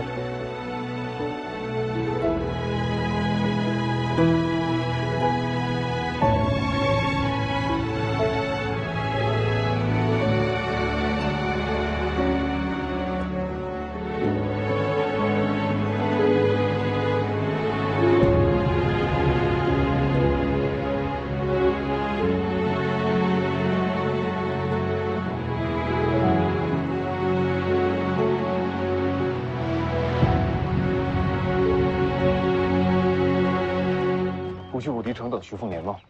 他下一站是上阴学宫，他这一路江南见徐知虎，龙虎见徐龙象，你说他下一站是不是该去见见我媳妇？你媳妇是谁啊？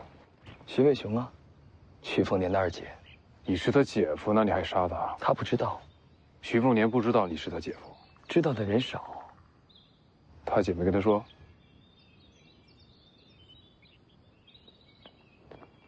他姐也不知道。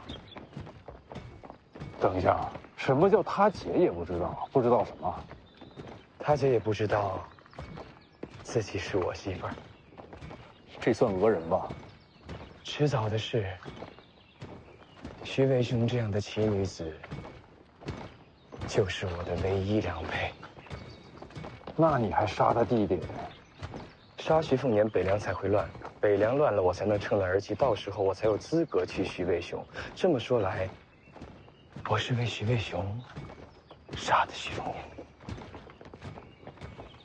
我现在还真想看看，怎样的奇女子能和你是天生两配。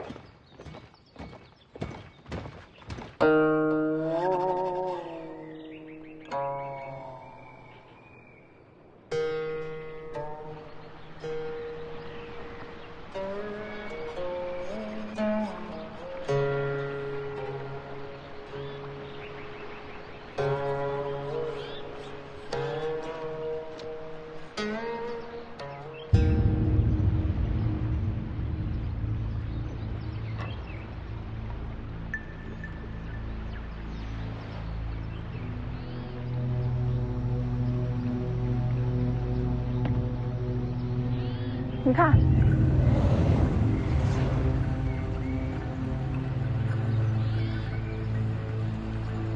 这是在搞什么呀？我娘说，咱们认识时爹是马大将军，横扫天下门阀，一切都是孽缘啊！但他并不后悔。大哥，终于见到你了，大哥！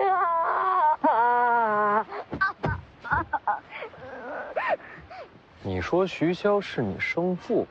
我也不敢相信，找上大哥就是同回北凉，我可真相。之前怎么不问啊？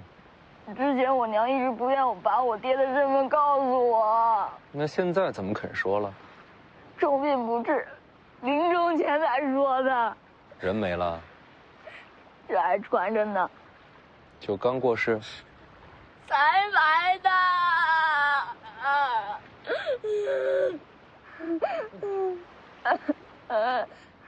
这么巧啊！傅修。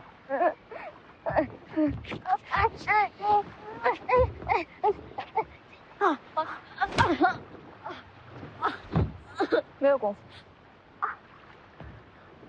大哥要是不愿我去北凉，我不去就是了。不用杀我。叫什么名字？龙宇轩。大哥叫我小虫就行。姓龙。跟我娘的姓。帮他收拾个房间吧。多谢大哥，大哥，大哥，大哥，大哥，我来安排。多谢姐姐，姐姐力气好大。少废话，跟我来。多谢大哥。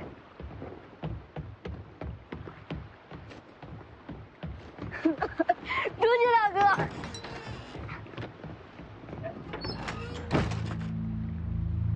先看看他上了船会做些什么吧。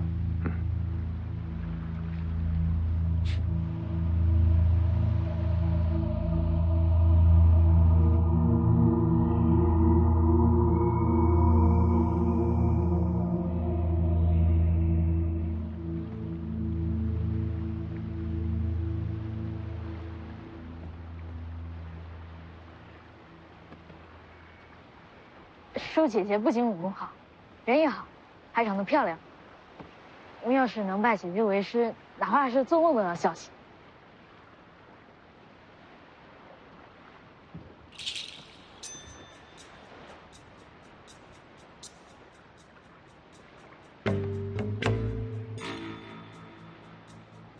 那我陪你吧。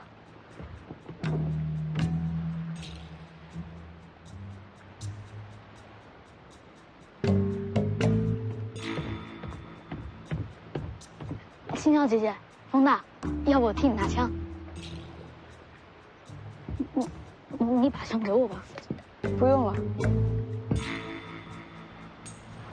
那我陪你站会儿。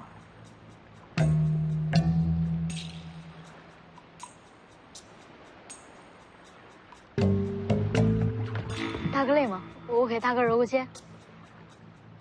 不用。我还能敲腿。你还会什么？我会烧几个小菜，大哥钓了鱼我能打理。还有呢？还有，我娘说年轻小伙子屁股上能烙饼，晚上我能先替大哥把被捂熟了，再让大哥进去睡。然后被窝里留俩饼。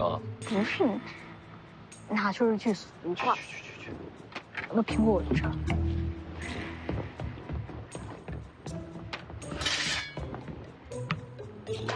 这小子爱聊天啊。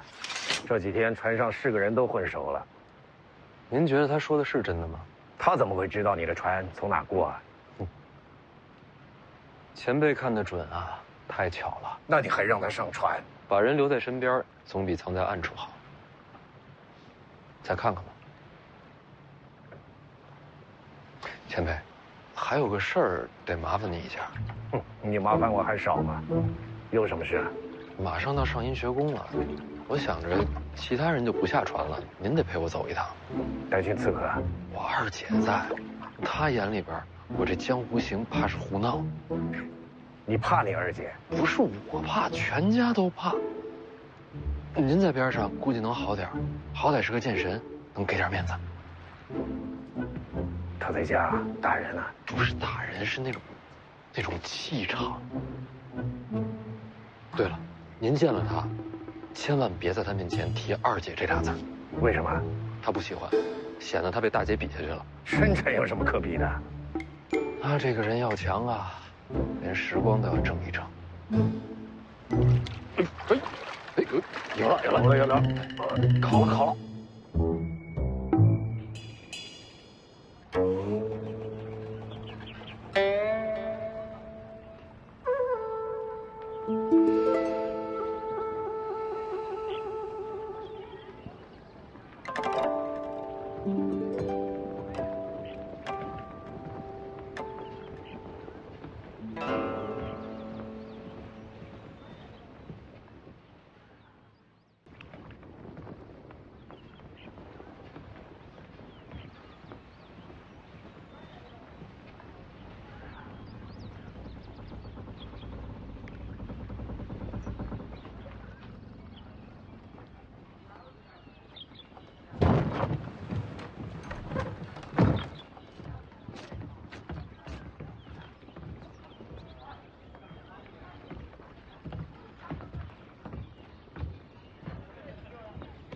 那就是我姐，前辈记住了，别叫二姐，别提江宁。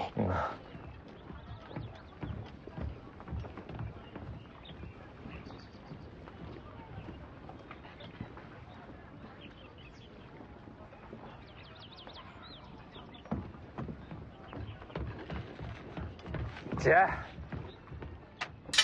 哎，徐渭雄见过李先生，龙虎山一声剑来，振聋发聩。这事儿你都知道了，传这么快呢？这一路多谢先生护持。剑不错。这柄红螭就是为了送给先生。不用，姐，我那儿不缺剑，你的剑自己收好。晚辈只会剑术，不通剑道，这剑在我手里只是明珠暗投。剑是不错，养剑的功夫也足，只会剑术，过谦了吧？龙虎之后有剑无剑，对我都是一样的。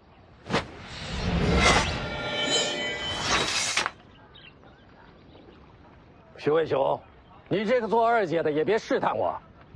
我答应过徐骁，让这小子不缺胳膊不少腿的回北凉，就算在武帝城，这话也算。谢过李先生千金一诺。听说你欺负过江丫头？有这回事？瞧不上她？自古以来，婆媳姑嫂多不和，不见得那些婆婆嫂子都是恶人，无非是让女子记得自家夫君的好。家母走得早，这恶人只好我来当。这么说，你也觉得江丫头跟这小子能成一对？就他们俩，猪都能看得出。行，我本来打算替江丫头出气，你这么一说，我倒是没法动手了。不过话还是得说，徐渭雄，你资质不错，但还是比不过江丫头。听见了吧？这话跟你说呢。江宁剑道高低与我有什么关系？将来富冈不振的又不是我。你这丫头倒是有趣啊！徐骁有你们这些儿女，真是他的福气。我也是这么想的。姐，你怎么在这儿等我呀？知道我们要来？现在全天下谁不知道你的行踪？哪有那么招摇？有什么话，到我住处再谈。前辈，李先生，我和徐凤年有些家事商谈，你要是想听，没人拦得住你。那我就不去了。你这就不去？还是别去了。走。哎，神符借我用用。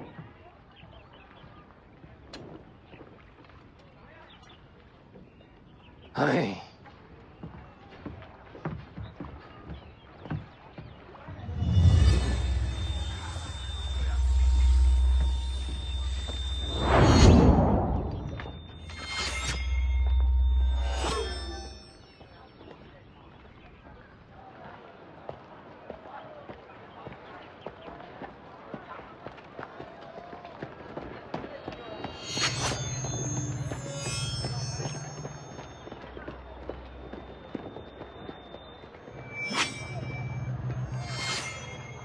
这人这么少？今日是3年1度的学时考核，大家都不在学宫。考核不在学宫？像我这一批，今日该考堪舆，要去地费山考究望气象地，点穴寻龙。你怎么没去？我不用考。为什么？教这一门的王继久，他跟我比过望气术，输了3次给我，之后这一门就不用再考了。你把老师给赢了？他拜我为师了。学宫没说什么？习惯了。什么叫习惯了？棋道、诗文、注经、书画、注游，这几门老师都输给我了。最近这几门课都是我在上。所以这些学生这么怕你？算起来，他们也得叫我先生了。读书能读成这样，姐，你也是没谁了。比不过你，千里迢迢去武帝城送死。老黄的剑侠在武帝城。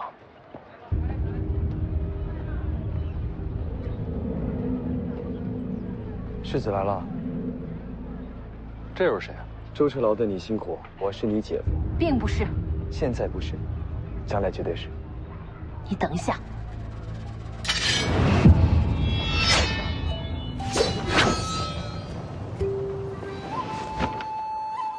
世子第一次来上医学宫，是没来过。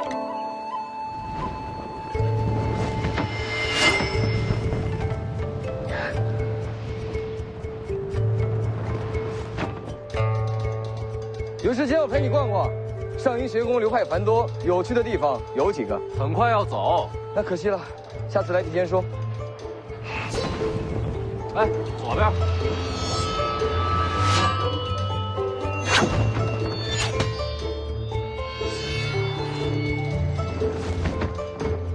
别着急杀我，再了解了解。杀了之后再慢慢了解。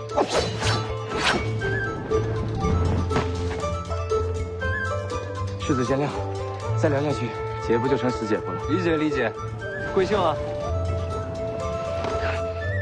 赵凯，有缘再见。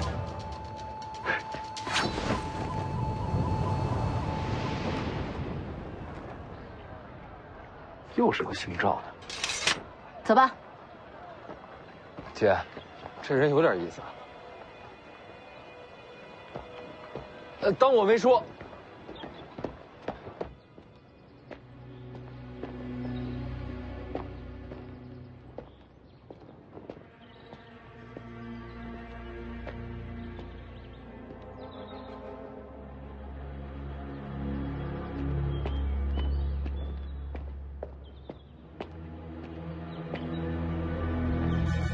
紧赶慢赶，才赶上徐凤年到学宫。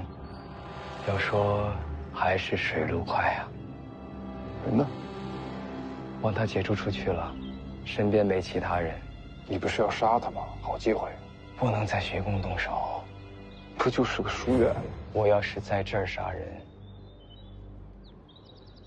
不就把名声毁了吗？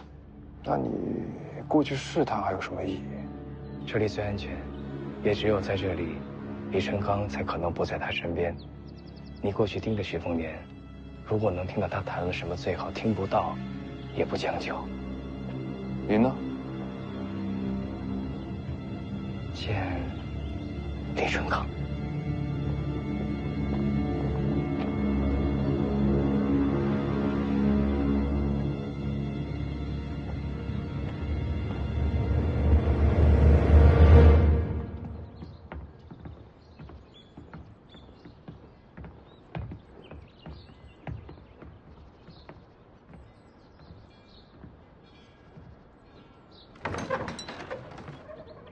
进来。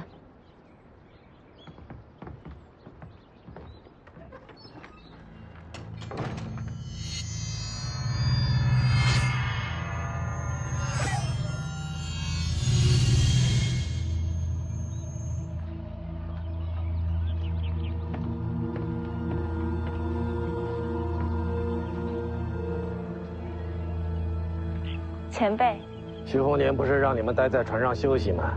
丰都绿袍还有传承飞的时间。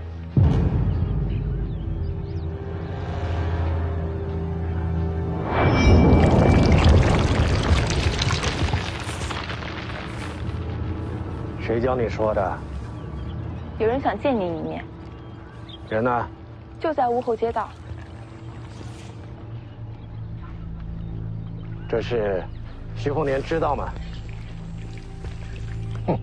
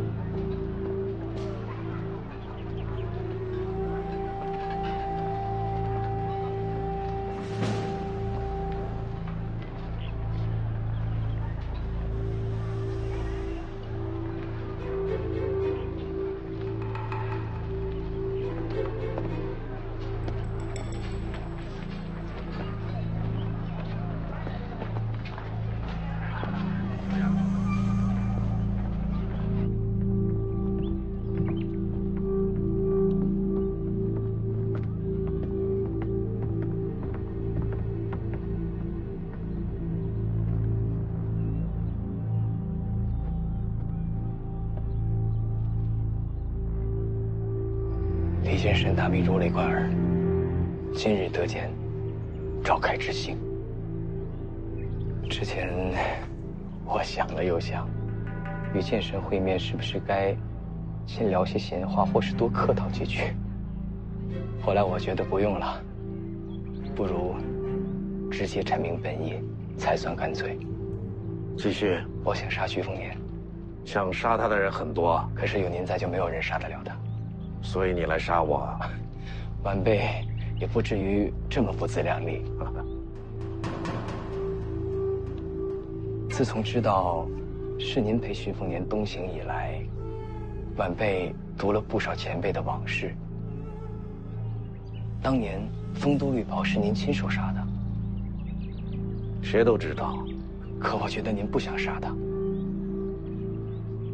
如果我猜的没错，这件事是您隐居多年的真正原因。哪个老家伙告诉你的？前辈，我不知道徐骁给您提了什么条件，让您护住徐凤年平安，但我想我也可以提条件，求您网开一面，给我一个机会杀徐凤年。您知道吗？丰都绿袍虽然死了，但是他的门派传承，同族后人依旧在这人间。一个小门派，这些年过得风雨飘摇，这些是他留存于今的唯一传承。我想，您应该想知道这个门派在哪儿，还有些什么人。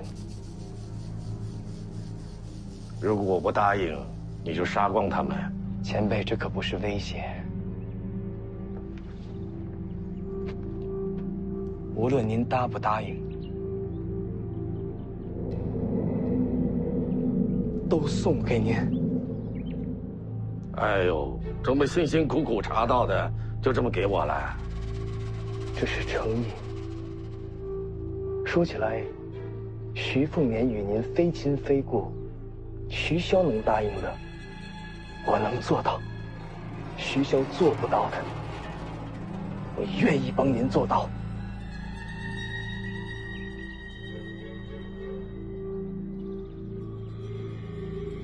你准备什么时候杀徐凤年？武帝城，就看您愿意给这个机会吗？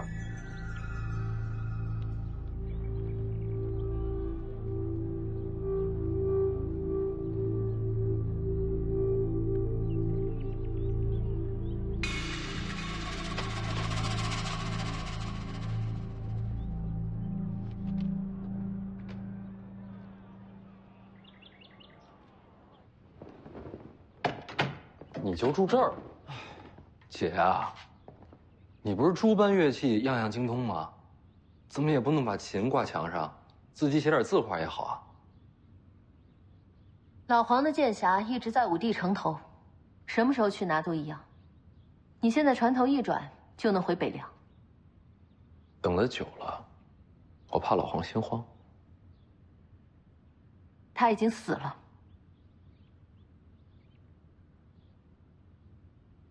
我会心慌。你回北凉，我替你去拿剑匣。姐，你拿不了的，要不是李剑神同行，我也拿不了。你知不知道现在天下2件事，最引人瞩目的是什么？一个就是李淳罡再临武帝城，所有人都猜他要与王仙芝再决高下，报当年断剑之仇。前辈和王仙芝没仇，断剑的事他没放心上。这一战会发生吗？有可能。你知道这代表什么吗？代表或许是当时最强的2人一战。有传闻，邓太阿也在赶往武帝城。桃花剑神，王仙芝自称天下第2，从此人间便无第一。王仙芝、曹长青、邓太阿，这或许就是当时最强的3人。而如今李剑神重回陆地神仙之境，天下至强又多了一个选择。我肯定是支持李剑神的。邓太阿为什么赶往武帝城？观战。武学至终极之境，有飞升传闻。知道。据说龙虎山上任掌门齐玄真，最后就是飞升天界。飞升一事真假难辨，可以肯定的只有一点：如果李淳罡与王仙芝全力交手，或者能打开天门，出现飞升之机。所以邓太阿是想趁这个机会飞升天界，而那时候你偏偏也在武帝城。我挺喜欢人间的，没打算飞升。这3人若是混战，谁能保准你的性命？就算是李淳罡，到时候也未必顾得到你。这就像是战阵冲锋，而你就是途中蝼蚁，生死只在顷刻，性命全靠天意。就这样，你还是要去武帝城？我要去，道理我都懂。但是姐啊，就一个小问题，我不想成为徐骁那样的北凉王。